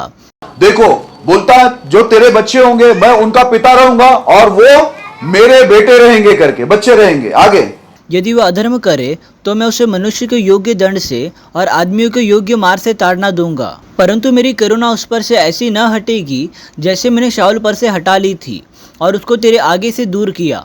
हालेलुया। देखो यहाँ पर यहाँ तक लिखा हुआ है, परमेश्वर बताता है, बोलता है यदि तेरा बेटा, दाऊद का बेटे के बारे में बोल रहा है, बोलता अगर तेरा बेटा गलत काम करे तो मैं एक इंसान को कैसा दंड देना वैसा दंड दूंगा, उनको पनिशमेंट दूंगा ताकि वो अपनी गलती से सुधरे, लेकिन मैं उसको अपने नजरों से हटाऊंगा नहीं। जैसे बोलता है शाऊल को मैंने हटा दिया था पूरा, वैसा मैं तेरे बेटे को हटाऊंगा नहीं, क्योंकि तूने मेरे भवन के बारे में क्या किया है? चिंता किया है। हालेलुया। तूने मेरे बारे में सोचा है। कितने लोग बोलते पहले आए लेकिन सब अपने लिए सोच रहे थे। मैंने किसी से ये बात भी नहीं बोला कि मेरे लिए घर बनाओ। मैं बोलता है दाऊद को भी मैंने बोला नहीं, परमेश्वर दाऊद को भी नहीं बोला कि मेरे लिए घर बना, लेकिन बाइबल के अंदर लिखा है दाऊद को ही चिंता हुई। दाऊद ने सोचा मैं इतने अच्छे घर में हूं, इतने बड़े महल में हूं, मेरा परमेश्वर खुले में वहां पर तंबू के अंदर है, वो यहां से वहां से वहां भटक रहा, उसके लिए एक स्थायी जगह नहीं है। इसलिए उसने सोचा, अब परमेश्वर देखो दाऊद का भी सोच रहा है, उसके पीढ़ी के बारे में भी क्या कर रहा है? सोच रहा है। बोलते तेरे बच्चे गलती करेंगे तो मैं उनको जरूर दंड दूंगा, लेकिन मैं उनको कायम का निकालूंगा नहीं, अपने नजर से नहीं हटाऊंगा। जैसे मैं शाऊल को पूरा हटा ही दिया अपनी जिंदगी से, वैसा मैं हटाऊंगा नहीं, क्योंकि तूने मेरे बारे में सोचा है तो मुझे तो तेरे बच्चों के बारे में सोचना ही पड़ेगा ना। वो गलती भी करेंगे तो भी मैं उनको फटके देकर मार कर, बोलता जो एक इंसान को देना चाहिए वो दंड देकर मैं उनको सही रास्ते पर लेके आऊंगा, लेकिन छोड़ूंगा नहीं। कितनी बड़ी आशीष है। हालेलुया। ये अगर हमको बोले तो हम लोग कितने शांति से कब्र में जा सकते है ना, कि हमारे बच्चों को प्रभु फटके फटके देके स्वर्ग तक पहुंचा ही देगा, ऐसा बोले कितना अच्छा लगेगा। लेकिन उसके लिए हम लोग को, हमारे बच्चों को आशीष होने के लिए हमको भी दाऊद के समान जरा सोचना पड़ेगा कि हमारे घर चमकदार टनाटन, जरा हमको भी सोचना पड़ेगा कि हमारे घर कितने अच्छे से हैं, कितने सुकून है हमारे घर में, है ना। कभी कभी आप बोलते भी है ना, जब हम लोग घर में आते हैं ना बाहर से, बहुत सुकून मिलता है ना, बोलते हैं ना। बोलते हैं हमारे घर में ऐसी गद्दी आई है, सोफा आया है, ये आया है, वो आया है, बहुत अच्छा लगता है। बोलता है कभी परमेश्वर को सोचा है कि वो कहां पर है? हालेलुया। वो अभी तक तंबू में है, इसलिए दाऊद ने सोचा, दाऊद ने थोड़ा सा ही सोचा परमेश्वर के भवन के बारे में। प्रभु देखो दाऊद के पूरे पीढ़ी से पीढ़ी तक का सोच रहा है। हालेलुया। आगे लिखा हुआ है, वरन तेरा घराना और तेरा राज्य मेरे सामने सदा अटल बना रहेगा, तेरी गद्दी सदैव बनी रहेगी। हालेलुया। ध्यान से सुनना, यहाँ पर दाऊद के पूरे आने वाले वंश के बारे में बताया, वरन तेरा घराना और तेरा राज्य मेरे सामने सदा अटल बना रहेगा। हालेलुया। बोलता है तेरा जो घराना है, तेरा जो राज्य है, वो मेरे सामने अटल बना रहेगा, मतलब कोई उसको हिला नहीं सकता। और आगे ऐसा लिखा है, तेरी गद्दी सदैव बनी रहेगी। हालेलुया। उसका मतलब है तेरे खानदान से मैं सब राजा को उठाऊंगा, तेरे खानदान में सब राजगद्दी पे बैठेगा। और बोलता है ये अटल वादा है, और वैसा हुआ भी। हालेलुया। आज तक उसमें से सब राजा निकले यीशु मसीह तक, ठीक है। यीशु मसीह हमारा फाइनल जो राजाओं का राजा है, वो दाऊद के खानदान से आया। बोलते हैं राज दाऊद के खानदान को ही मिला। Praise the Lord. सोचिए, परमेश्वर पीढ़ी से पीढ़ी तक आशीष परमेश्वर दाऊद के लिए लेके आया, क्योंकि दाऊद को परमेश्वर की भवन की, परमेश्वर की इच्छा की, परमेश्वर की उसको चिंता हुई। हालेलुया। उसने परमेश्वर का सोचा और परमेश्वर ने उसका सोचा। Praise the Lord. आगे लिखा हुआ है, इन सब बातों और इस दर्शन के अनुसार नातान ने दाऊद को समझा दिया। हाँ, अब नातान को परमेश्वर ने यह सब बताया, जाकर मेरे दास को बोल के तुझे इतनी आशीष के देने वाला हूं मैं करके। तो ये सब नातान परमेश्वर का दास ने सुना और दाऊद को जाकर ये सब बातें क्या कर दिया, समझा दिया, बता दिया कि परमेश्वर ने भी अभी तूने परमेश्वर के बारे में सोचा ही था कि परमेश्वर का संदेश आ गया, तेरे पूरे पीढ़ी से पीढ़ी के बारे में परमेश्वर ने संदेश देकर तेरे बारे में इतनी बड़ी बात सोच के रख दिया है। हालेलुया। सोचिए, जो परमेश्वर के लिए सोचता है, परमेश्वर उसके लिए सोचता है। इसके लिए पता है, मैं हमेशा हर एक व्यक्ति को क्यों बोलता हूं, कुछ ना कुछ परमेश्वर के लिए करो, कुछ ना कुछ परमेश्वर के लिए करो। आप अपनी जिंदगी ऐसा मत बनाओ, स्कूल कॉलेज ट्यूशन काम, जाके घर पे आओ खाया सोया, स्कूल कॉलेज ट्यूशन काम गया, घर पे खाकर सो गया। अगर आपकी जिंदगी ऐसा ही है तो मैं आपको बता दूं, आपको ये बात समझ में नहीं आएगी, क्योंकि बाइबल बताती है कौन अपनी भूल चूक समझ सकता है, नहीं समझेगा। बाइबल पढ़ने से सबको समझ में आता है वो कहां गलत है। जब आप बाइबल पढ़ेंगे तो आपको समझ में आएगा। बाइबल में एक वचन ऐसा लिखा हुआ है, जितने लोग जीवित है वो आगे को अपने लिए मत जियो, उसके लिए जियो जो हमारे लिए मारा गया, गाड़ा गया, तिसे जी उठा। जिसने हमको आनंद का जीवन दिया, नया जीवन दिया, सारी आशीष दी, जो हमारी रक्षा करता है, हमारी जरूरतों को पूरा करता है, बोलते उसके लिए जियो, खुद के लिए मत जियो। ये बाइबल में लिखा। आप बाइबल पढ़ोगे तो आपको अपनी गलती समझेगा कि कहां पर आप स्वार्थी है। क्योंकि हम लोग यदि स्कूल कॉलेज ट्यूशन काम पर जाकर खाकर सो रहे, इसका मतलब क्या है, हम लोग स्वार्थी है। इसी वजह से हम परमेश्वर के बारे में कोई चीज हम लोग सोच रहे नहीं है कि प्रभु को क्या चाहिए, प्रभु के राज्य को क्या चाहिए, परमेश्वर के राज्य में क्या जरूरत है, प्रभु के राज्य कैसे बढ़ाया जाए, परमेश्वर के नाम की महिमा पूरी दुनिया में कैसे पहुंचाई जाए, इसके बारे में हम लोग सोचते नहीं। क्यों सोचते नहीं? उसका एक ही कारण है। इनडायरेक्टली यदि हम अपने जीवन में जाके, तो मैं आपको बता दूं, उसका एक ही मतलब निकलेगा, क्योंकि हम लोग स्वार्थी है। हम प्रभु के पास इसलिए आते कि हम लोग को शांति मिले, सुकून मिले, चंगाई मिले, मुक्ति मिले, एग्जाम में हम लोग अच्छे नंबर से पास हो जाए, अच्छे कॉलेज में हमारी एडमिशन हो जाए, हमारा बिजनेस काम में हमको आशीष मिले, पैसों की जरूरत पूरा हो, गरीबी कर्जे निकल जाए, अच्छे घर में हम लोग जाकर रहने शुरू हो जाए। ये मकसद से हम लोग आ रहे हैं। इसी वजह से तो हम लोग को परमेश्वर की सोच आ रहा नहीं हमारे मन में कि प्रभु को क्या चाहिए, प्रभु क्या चाहता है, प्रभु के भवन के लिए मैं क्या करूं, प्रभु के राज्य को मैं बढ़ाने के लिए क्या करूं, सेवा बढ़ाने के लिए क्या करूं, प्रभु के नाम दूसरे तक लेके जाने के लिए क्या करूं। इसके बारे में हम लोग सोचते नहीं, क्योंकि कहीं ना कहीं हम लोग अपने स्वार्थ को लेकर बैठे हुए हैं। हालेलुया। इसके लिए पौलुस क्या बोलता है, ये लोग यीशु मसीह के नहीं, अपने स्वार्थ की खोज में रहते हैं। बोलता है ये लोग परमेश्वर के चाहने वाले नहीं, सुख विलास के चाहने वाले, कि इनको परमेश्वर से कुछ मिले, प्रभु मिले नहीं। हम प्रभु के लिए कुछ करें वैसा नहीं, लेकिन प्रभु से हमको सब कुछ मिले। मेरे प्रिय लोगों, मैं आपको बता दूं, अभी यहां पर बताया, उसने सिर्फ सोचा और अपने परमेश्वर के दास नातान को बताया ही था, लेकिन सुना किसने? देखो यहां पर दाऊद से डायरेक्ट बात नहीं हुआ, दाऊद नातान से बात कर रहा है, नातान से बात कर रहे, खुदा ने सुना और खुश होकर वो नातान को बोला मेरा संदेश मेरे दास को दे दे, कि मैं उसके खानदान से खानदान, पीढ़ी से पीढ़ी बोलता मैं क्या करूंगा, आशीष करने वाला हूं। बोलता हूं घराने को कोई नहीं हिला सकता, बोलता है वो अटल बने रहेंगे। ये संदेश उसको मिला, और ये संदेश सुनने के बाद, अब ये संदेश सुनने के बाद उसका देखो क्रिया, देखो क्या है, जरा पढ़ना आगे। तब दाऊद राजा भीतर जाकर युवा के सम्मुख बैठा। देखा, ये संदेश मिलने के बाद किधर जाके बैठा हो? किसी दोस्तों के पास जाके बैठा। प्रभु ने बोला है मेरे को, सीधा वो जो परमेश्वर उसको संदेश दिया, सीधा उसके पास जाकर बैठ गया। बैठकर क्या बोलता है वो? और कहने लगा, हे प्रभु यहोवा, क्या कहूँ, और मेरा घराना क्या है कि तूने मुझे यहाँ तक पहुँचा दिया है। हालेलुया। वो परमेश्वर के सामने जाकर बैठकर बोलता है, परमेश्वर दाऊद बाइबल के अंदर लिखा, तब दाऊद राजा भीतर जाकर यहोवा के सम्मुख बैठा और कहने लगा, हे प्रभु यहोवा, क्या कहूं और मेरा घराना क्या है कि तूने मुझे यहां तक पहुंचा दिया। हालेलुया। बोलता, मैं मेरा घराना क्या है, कुछ भी नहीं, लेकिन फिर भी आपने हमें यहां तक पहुंचा, इतने बुलंदी तक पहुंचा। अगर आप आगे पढ़ेंगे तो बोलता, परमेश्वर आपने मेरे लिए आगे तक का, पीढ़ी से पीढ़ी तक का आपने बोल दिया कि मेरे खानदान में, मेरे पीढ़ी में क्या होने वाले, कितनी आशीष होने वाले, वो सारी बातें आपने बता दिया। मैं है क्या, बोलता है मेरा घराना है ही क्या, कुछ भी योग्य नहीं, ऐसा कोई बड़ा काम हमने नहीं किया है कि आप हमें इतना आशीष दे, इतना बड़ा है, और हमारे पीढ़ी से पीढ़ी तक का जो राज है उसको स्थिर करे, अटल करे। हालेलुया। दाऊद कितने अच्छे से बोला, हम लोग कुछ भी नहीं है, फिर भी आपने हम लोग को इतना तक बढ़ाया। अभी मेरे प्रिय लोग, आप अपने आप को ध्यान देना। मैं जब भी अपने आप को ध्यान देता हूं, मैं ये नहीं सोचता हूं कि मैं बहुत बड़ा अच्छा इंसान हूं इसलिए प्रभु ने मुझे इतना ऊपर तक लेके आया। मैं ये नहीं सोचता हूं, मैं ये सोचता, प्रभु हम लोग को तो सबने नकारा था, ऐसी कोई अच्छे गुण हम में नहीं थे, कोई अच्छी बातें नहीं थी कि आपने हमको चुनना चाहिए और इतने ऊपर तक लेके आना चाहिए। लेकिन मैं सोचता हूं, अपने दिमाग पे जोर डालता हूं, हम लोग क्या थे, क्या है हमारे घराने, लेकिन परमेश्वर ने हम लोग को यहां से, कहां से, कितनी गरीबी, कर्जे, बीमारी, पाप, शाप, क्या क्या हमारे पर संकट थे, मौत थी, शैतानी ताकत था हमारे पर, उसका शैतान का राज्य था, हम कभी भी मर सकते थे, लेकिन परमेश्वर हम लोग को वहां से चुनकर, सच्चा परमेश्वर की पहचान देकर यहां तक लेके आया। हालेलुया। देखो, अगर आप यही अध्याय को आगे पढ़ेंगे तो दाऊद ने यह भी बात बोलता है, ऐसा कोई परमेश्वर नहीं, बोलता है आपके जैसा हमको परमेश्वर मिला है, बोलता है दुनिया में कोई परमेश्वर आपके जैसा नहीं है, बोलता है और होगा भी नहीं। और आगे ऐसा लिखा, इजराइल जैसा भी कोई नहीं है, कि उनको ऐसा परमेश्वर मिला है जिस परमेश्वर ने उनको मिस्र देश से भी छुड़ाया और मिस्र देश के मूर्ति पूजा से भी, अन्य देवी देवता से भी छुड़ा के ले गया है। हालेलुया।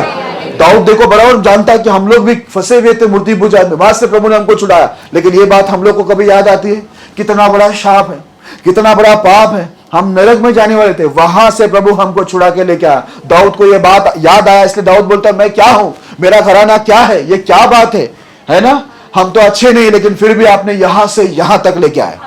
इसके लिए मैं हमेशा बोलता हूं ना, अपनी औकात कभी हमें भूलनी नहीं चाहिए। ये कहां से प्रभु हमें लेके आया। हम लोग आज तक जिंदा भी नहीं होते, मर गए होते, या कर्जे में, गरीबी में फांसी ले लिया होता, या बीमारी में मर गए होते, कुछ ना कुछ होता। लेकिन यदि परमेश्वर ने हमको अच्छा खाना, कपड़ा, रहने की सब जगह दिया है, सुख सुविधा अच्छी हमको मिली है, तो मेरे प्रिय लोगों, सब कुछ परमेश्वर हमको दे रहा है, तो क्यों ना हम उस परमेश्वर के बारे में सोचे, ताकि परमेश्वर हमारे पीछे, हमारे पीढ़ी से पीढ़ी तक को परमेश्वर आशीष करे, हमारे पीढ़ी से पीढ़ी तक को परमेश्वर उनके कामों के अंदर इस्तेमाल करे। हालेलुया। आज देखो दाऊद को कितनी खुशी मिली होगी, क्योंकि बाइबल में लिखा है, दाऊद खुद उसको बोलता है प्रभु आपने तो मेरे आगे के बारे में, पीढ़ी के बारे में बता दिया। सोचिए, अगर आपकी पीढ़ी के बारे में आपको बताया जाएगा, आपके बच्चों के बारे में, आपके नाती पोते के बारे में, तो इससे बड़ी खुशी क्या होगी कि आपका पूरा का पूरा पीढ़ी मरते दम तक या दुनिया खत्म होने तक खुदा के लिए, परमेश्वर के लिए इस्तेमाल होने वाला। हालेलुया। इससे बड़ी कोई खुशी आपको होगी क्या?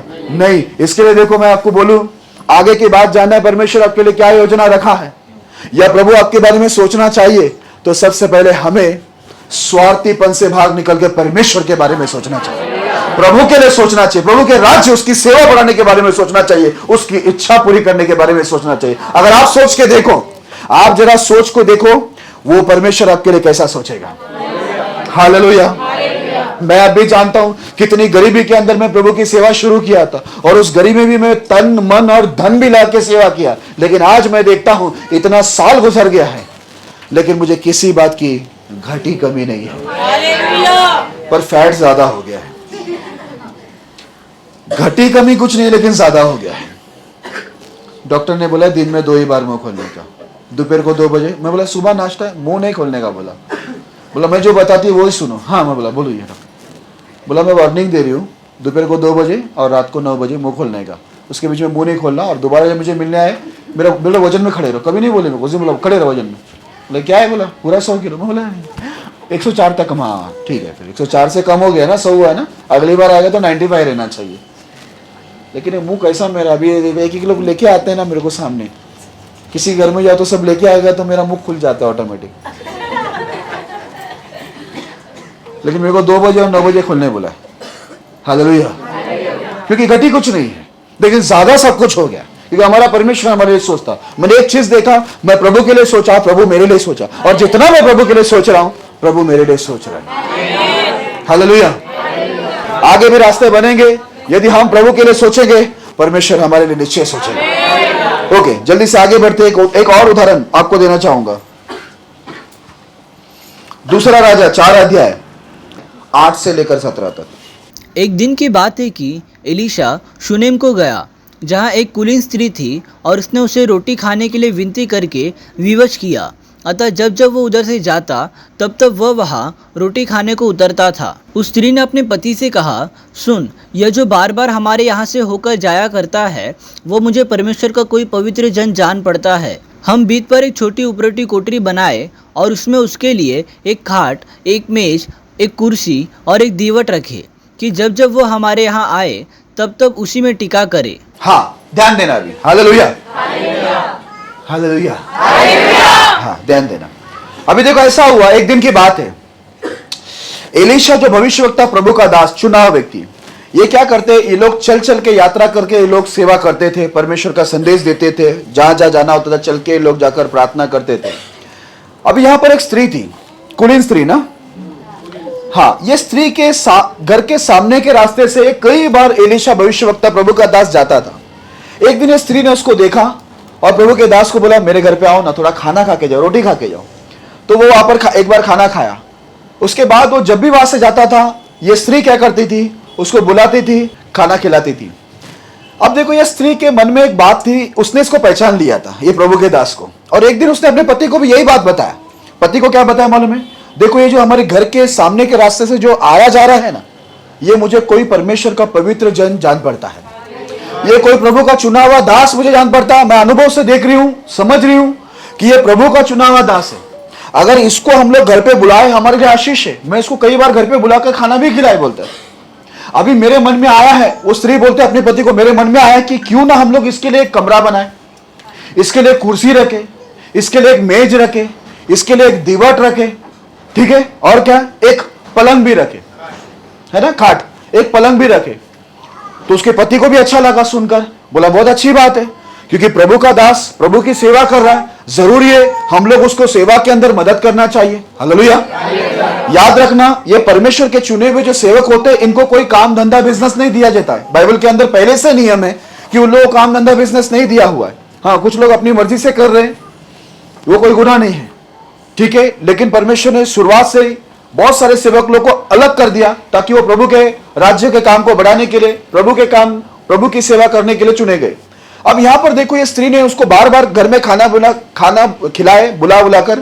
कुलीन स्त्री ने अपने पति से रिक्वेस्ट करके, विनती करके घर के अंदर बोला, एक कमरा बनाओ, एक मेज बनाओ, एक कुर्सी बनाओ, एक दीवार लगाओ और एक पलंग भी, एक बेड भी लगाओ, ताकि जब भी ये सेवक आए इधर आकर खाना पीना खाकर आराम करे।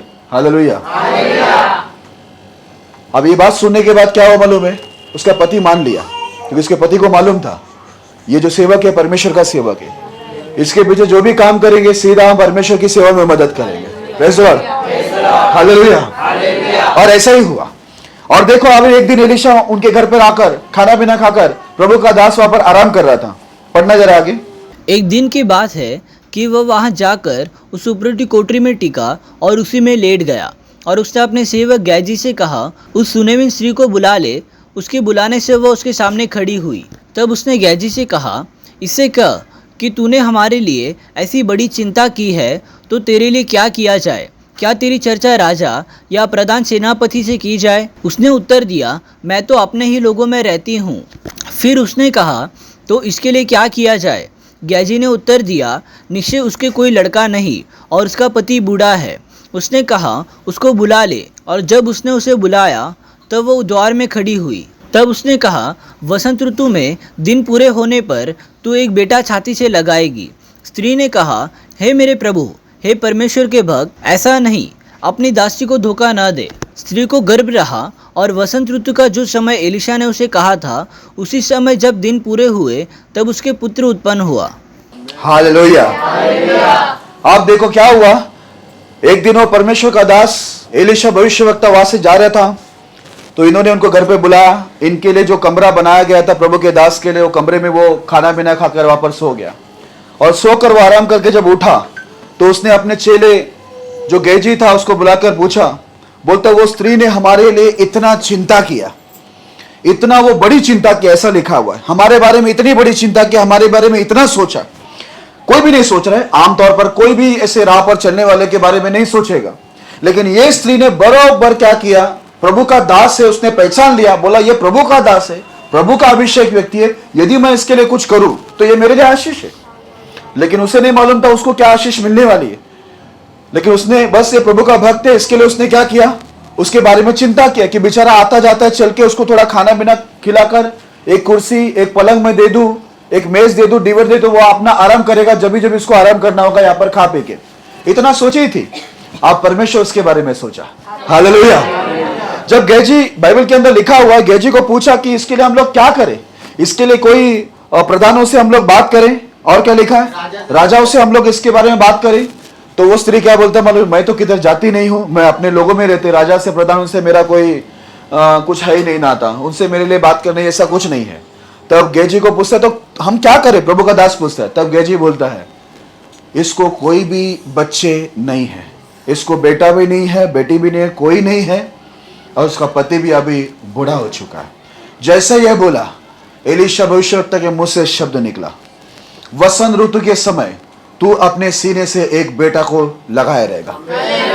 ये सुनते ही वो स्त्री पूरा हिल गई, वो एकदम उसके लिए बोलते ना शौक हुआ एकदम कि ये क्या बोल रहे, क्योंकि वो उम्मीद छोड़ चुकी थी, क्योंकि पति बूढ़ा हो गया, सालों गुजर गए, ये बांझ स्थिति में थी, इसको कभी संतान नहीं हुए, किसी ने नहीं बोला, शायद कितनी इलाज भी की होगी, कहीं से भी इसको ऐसा खबर नहीं आया था कि इससे संतान होगा, इससे बच्चा होगा करके। लेकिन देखो इसने परमेश्वर की चिंता की, प्रभु की दास की, प्रभु के राज्य के बारे में चिंता की। सीधा परमेश्वर की आत्मा एलीशा भविष्यवक्ता के द्वारा बोलता है, तुझे वसंत ऋतु के समय गर्भ लगेगा, तू अपने सीने पर क्या होगा, तू बोलता है एक बेटा को लगाए रहेगा। यह सुनकर उसको यकीन ही नहीं होता, क्योंकि सालों से कभी नहीं सोचा, कभी दिमाग में नहीं आया, कभी सपने में नहीं आया। जैसे वो बोलता है प्रभु के दास को, बोलते प्रभु के दास मेरे साथ ऐसा मजाक मत कर।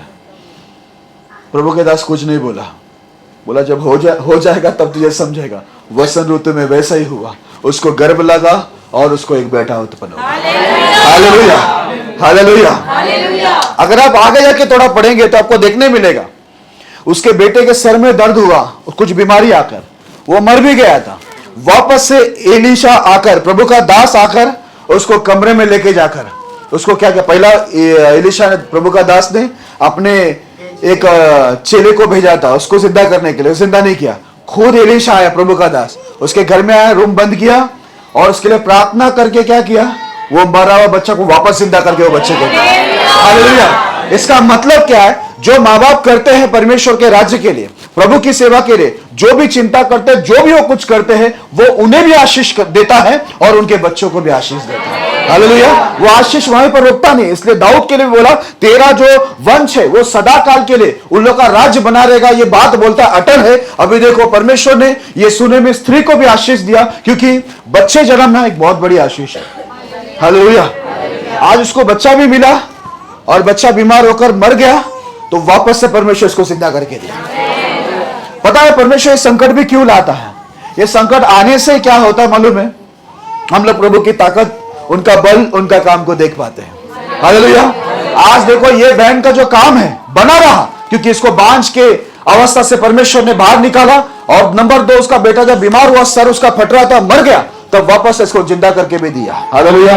मतलब परमेश्वर काम करता रहता है। जो परमेश्वर के लिए काम करता रहता है, परमेश्वर उसके लिए काम करता रहता है। जो परमेश्वर के लिए सोचता है, परमेश्वर उसके लिए सोचता है। हालेलुया। ओके, एक आखिरी वचन मैं पढ़ना चाहूंगा। पहला कुरिन्थी 15 अध्याय 58 वचन को पढ़ेंगे। इसलिए है मेरे प्रिय भाइयों, दृढ़ और अटल रहो और प्रभु के काम में सर्वदा बढ़ते जाओ, क्योंकि जानते हो कि तुम्हारा परिश्रम प्रभु में व्यर्थ नहीं है। हालेलुया। यहाँ पर क्या लिखा है मालूम है? ध्यान से सुनना। यदि कोई व्यक्ति, आज मैंने 2 उदाहरण दिया, एक दाऊद का और दूसरा सुने में स्त्री का, दोनों ने आशीष पाया। दोनों को यह नहीं मालूम था कि प्रभु उनके पीढ़ी तक आशीष लेके जाएगा, दोनों को नहीं पता था, लेकिन दोनों ने परमेश्वर के राज्य की, प्रभु की चिंता की। सुने में स्त्री प्रभु के दास को उसने आदर सम्मान किया, उसके आने जाने में जो उसको थकान हो रही थी सेवा में, उसको एक कोठरी बना के दिया, रूम बना के दिया, मेज कुर्सी पलंग दीवार सब लगा के दिया, खाना भी दिया। जब जब आता था बोलता है इसके घर में वो बुलाकर वो स्त्री उसको खाना खिला रही थी। और फाइनली क्या हो गया, उसको उसके बच्चे को आशीष हुआ, उसके घराने को एक बड़ी आशीष हुआ, उसके ऊपर से निंदा नाम धराई क्या हो गया, दूर हो गया, वो बांझपन का नाम दूर हो गया। इसके लिए मेरे प्रिय लोगों, इस वचन में अभी हमने कुरिन्थी में क्या पढ़ा मालूम है? इसलिए हे मेरे प्रिय भाइयों बहनों भी इसमें, ये जब भाइयों वर्ड आता है ना तो पूरे विश्वासियों के लिए आता था उस समय, वो भाइयों भाइयों बोलता था, क्योंकि आपको भी पता है बहनों को विशेष तौर पे नहीं, सब भाइयों को लेकर बोलते थे, लेकिन सारे बहनों भी उसमें आते थे विश्वासी में। ऐसा लिखा है, इसलिए मेरे प्रिय भाइयों दृढ़ और अटल रहो। कैसे रहो? किस में? बुरे काम में, अपने जिद में नहीं ना। हाँ, नहीं तो हम लोग हैं अटल, बहुत दृढ़ है, गलत कामों के अंदर दृढ़ है, अटल भी है, हिलते ही नहीं है। जो स्वभाव में है, जो हरकत में है, जैसा है वैसे ही अभी तक सालों साल, बदलावट कुछ भी नहीं। इधर क्या लिखा है? इसलिए मेरे प्रिय भाइयों दृढ़ और अटल रहो और प्रभु के काम में सर्वदा बढ़ते जाओ। प्रभु के काम में सर्वदा बढ़ते जाओ। प्रभु के पास बहुत काम है। प्रभु ने बहुतों को, सबको परमेश्वर ने क्या किया मालूम है? सबको कुछ ना कुछ टैलेंट, बुद्धि, ज्ञान परमेश्वर की सेवा के लिए दिया ही है। हालेलुया। अब कोई उस बुद्धि ज्ञान टैलेंट का इस्तेमाल करके सेवा करता है, कुछ लोग वो टैलेंट बुद्धि ज्ञान लेकर खटिया में सोया रहता है। अगर अभी का विश्वासी होता तो क्या करता मालूम है? वो खुद के लिए खटिया बनाता था, एलीशा के लिए नहीं। खुद के लिए कोठरी बनाता था, एक रूम बना के, मेज बनाकर, कुर्सी बनाकर, पलंग भी बना, अच्छा वाला तकिया भी बना लेता, नरम वाला बेड भी डाल देता, मस्त सो जाता आराम से। ठीक है, एलीशा के बारे में, प्रभु के दास के बारे में चिंता ही नहीं करता कि ये सेवा में कितनी तकलीफ उठा रहा है, प्रभु के राज्य के लिए कितनी तकलीफ उठा रहे प्रभु के दास लोग, उसके बारे में नहीं सोचता, खुद के बारे में सोचता। ऐसे बहुत लोग अभी भी आपको मिलेंगे, क्योंकि लोग स्वार्थी है। वो लोग अपनी सोच रहती है कि हम लोग मस्त रहे, स्वस्थ रहे, हमारा परिवार, हमारा खानदान मजे में रहे। खुदा के बारे में, खुदा के राज्य के बारे में, खुदा के दासों के बारे में, खुदा के जनों के बारे में हम लोग कभी सोचते नहीं। इधर लिखा है हे प्रिय भाइयों दृढ़ और अटल रहो, प्रभु के काम में सर्वदा बढ़ते जाओ। जहां भी जैसे भी आपका टैलेंट, प्रभु आपको बुद्धि ज्ञान दिया है, प्रभु के लिए कुछ ना कुछ करो। कुछ नहीं आ रहा है तो इधर आकर उपास प्रार्थना में घंटों भर बैठो। वो नहीं है इधर प्रार्थना, नहीं तो घर में घंटे भर बैठ कर चर्च के लोगों के लिए प्रार्थना करो। पूरी दुनिया के लिए, जो लोग मर रहे उनके लिए प्रार्थना करो, ये भी सेवा है। और प्रभु को पूछो और कुछ सेवा है क्या? प्रभु जरूर बताएगा आपको, जरूर आपको संदेश आएगा, आपके लिए ये टैलेंट वो टैलेंट दिया है, ये बुद्धि वो ज्ञान वो सेवा, प्रभु आपको जरूर दिखाएगा। यदि आप सामने से कदम बढ़ाएगा तो प्रभु भी आपको कदम बढ़ाकर बताएगा कि क्या रखा है करके। आप ही सोए रहेंगे तो प्रभु सोए वैसे थोड़ी बात करता रहता है। प्रभु जिंदा इंसान का परमेश्वर है बोलता है। बाइबल में क्या लिखा मालूम है? वो जीवतों का परमेश्वर है, वो मरे लोगों का परमेश्वर नहीं है। और जो लोग, कुछ लोग ऐसे हैं, बाइबल के अंदर एक बहुत अच्छा वचन लिखा है, बोलता है मरा हुआ सिंह से जिंदा कुत्ता अच्छा है। मरे हुए सिंह को तो कोई भी लात भी मार सकता है, जिंदा कुत्ता को तो लात मारने से पहले सोचेगा ना कोई। एक लोग तो ऐसे सोए रहते कि बस अगर वो लोग सफेद चादर लेके सो जाए ना तो मैं बोलता एरिया वाले जमा आके रोएगा। ऐसे सोते एकदम अकड़ के, एकदम ऐसा हिलते तक नहीं है वो लोग। और उसी समय उनके घर वाले कोई कांदा बिंदा काटता होगा, प्याज, उनके आंख से आंसू आते होंगे तो पूरा एरिया जमा के वो लोग भी रोना शुरू कर देंगे। हालेलुया। तो मेरे प्रिय लोगों, बाइबल में बार बार लिखा है ये हमारा सोने का समय नहीं, जगने का समय है। इधर लिखा है सर्वदा परमेश्वर के काम में बढ़ते जाओ। उसका कारण लिखा है, देखो आगे लिखा है, क्योंकि यह जानते हो कि तुम्हारा परिश्रम प्रभु में व्यर्थ नहीं। हालेलुया। आप परमेश्वर के लिए जो भी करते हो उसमें आपका ये जो परिश्रम, आप जो प्रभु के लिए लगाव दिखाते हो, जो भी आप करते हैं उसमें आपका जो परिश्रम है कभी व्यर्थ नहीं होगा। आप जो भी आपका मेहनत बो रहे, पैसा बो रहे, टैलेंट बो रहे, बुद्धि बो रहे, टाइम बो रहे, जो कुछ भी आप परमेश्वर के लिए बो रहे, मेरे प्रिय लोगों बाइबल में साफ लिखा है तुम जो भी प्रभु के लिए कर रहे वो व्यर्थ नहीं होगा, लेकिन वो 100 गुना आशीष तुम्हारे पर, तुम्हारे पीढ़ी से पीढ़ी तक आता रहेगा। हालेलुया। इसके लिए क्या करना, देखो बच्चे हो, जवान हो, उम्र वाले हो, आज देखो हम लोग को बहुत चीजों में है ना, कपड़े खरीदना है, बैग खरीदना है, घड़ी खरीदना है, बूट खरीदना है, कुछ खरीदना है ना, चप्पल जूते ये वो सब चाहिए रहेगा ना, घड़ी ये सब, तभी देखना चाहिए घर में कैसा बात करते हैं। इतना 1000 चाहिए, क्यों चाहिए बेटा? ये सब पूछने का नहीं है, क्यों चाहिए सब नहीं पूछने का, सीधा देने का, तो दू क्या? नहीं, वो नहीं देने का, नोट देने का, ठीक है, पूछने का नहीं। एक एक लोगों को कुछ, अभी एक एक जवान बच्चे लोगों को अलग सब चाहिए, तभी पैसा ना बराबर मांगेंगे वो लोग, माँ बाप के ऊपर प्रेशर डालेंगे, रोएंगे, खाना नहीं चाहिए, खाना मेरे को, पूरी दुनिया अच्छा पहन के घूमता है, रो के वसूल करेंगे लोग, इनका बैग, इनका कपड़ा, इमोशनल ब्लैकमेल करके बरोबर माँ बाप से पैसा वसूली, कपड़े वसूली करके लेंगे, बैग, घड़ी, जूता, सब लोग माँ बाप को इमोशनल करके दबाव डाल के सब लेंगे। लेकिन जब परमेश्वर की बात आती है ना, प्रभु के राज्य की बात आए, प्रभु के सेवक की बात आ जाए, तो ऐसा आप बताइए, आप अपने अनुभव से बताइए, और ये थोड़ा सा शर्म भी कीजिए, कभी आपने अपने माँ बाप को इमोशनल ब्लैकमेल करके प्रभु के राज्य के लिए कुछ वसूली करवाया, किया है आपने जिंदगी में? सच बोलना मुझे, नहीं किया है ना? पता है क्यों?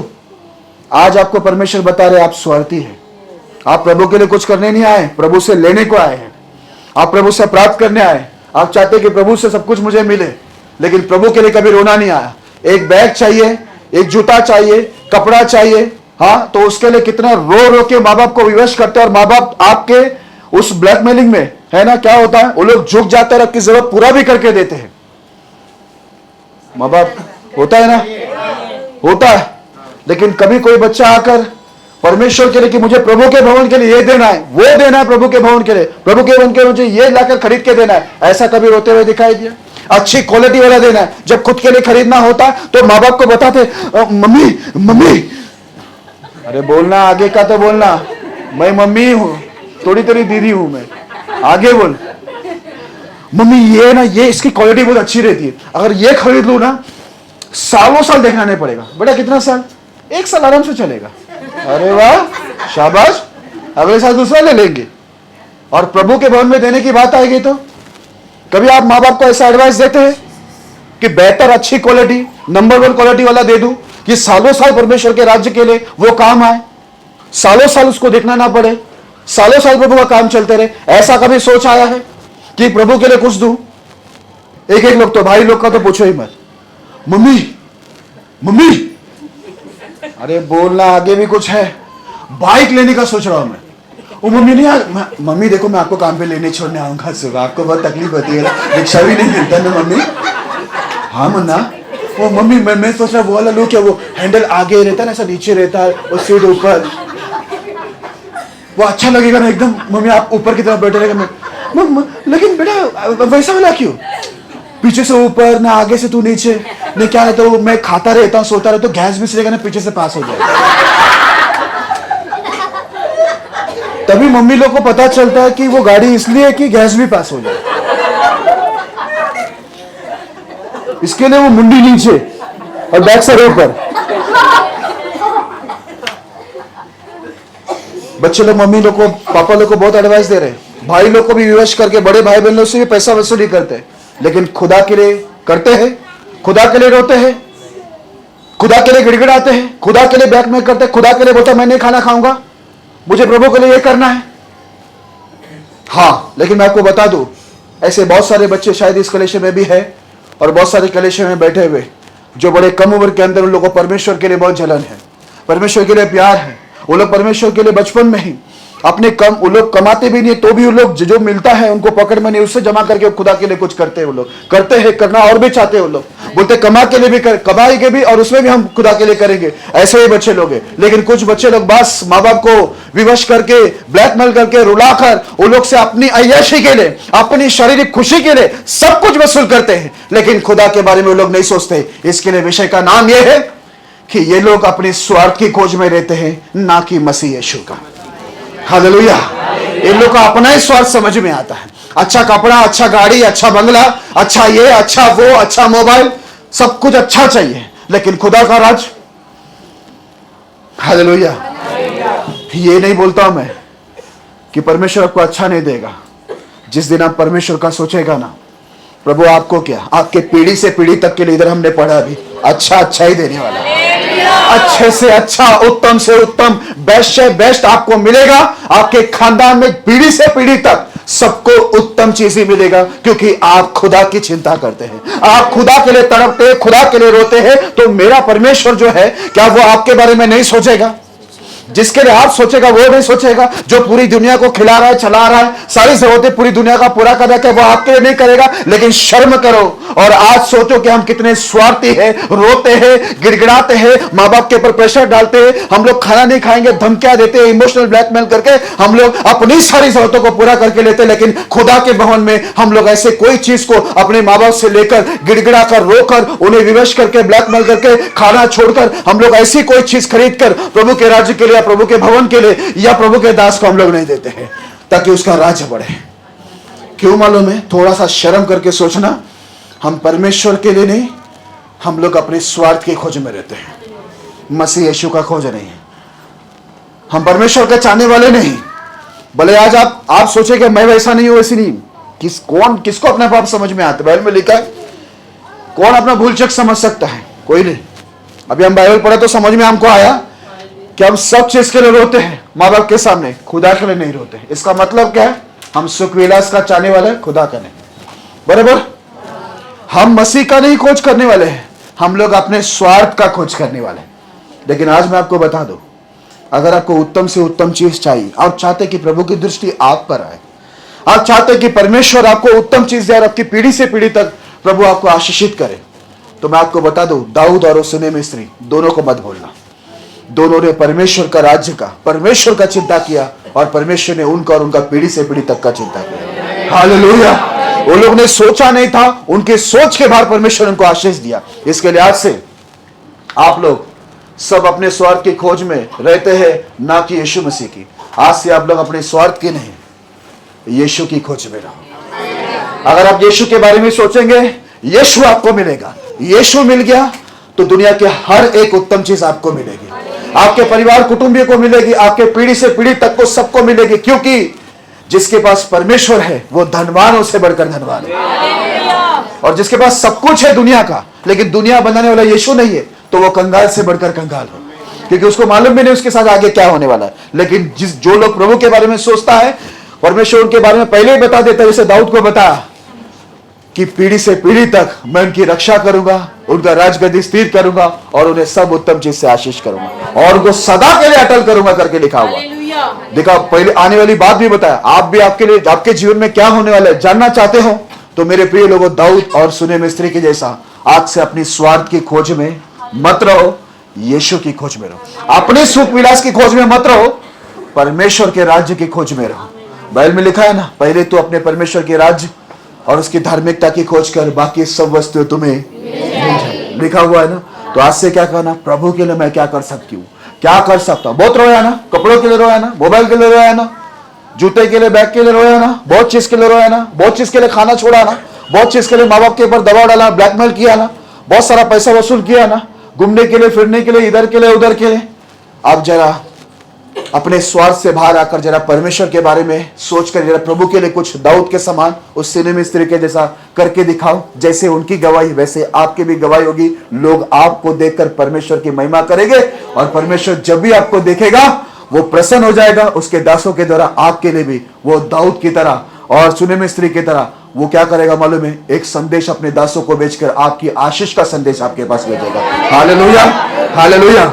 मैं विश्वास करता हूं संदेश के द्वारा आप समझ गए होंगे, हमें अपने स्वार्थ के नहीं लेकिन परमेश्वर के खोज करना है। प्रभु ये संदेश के द्वारा आपको बहुत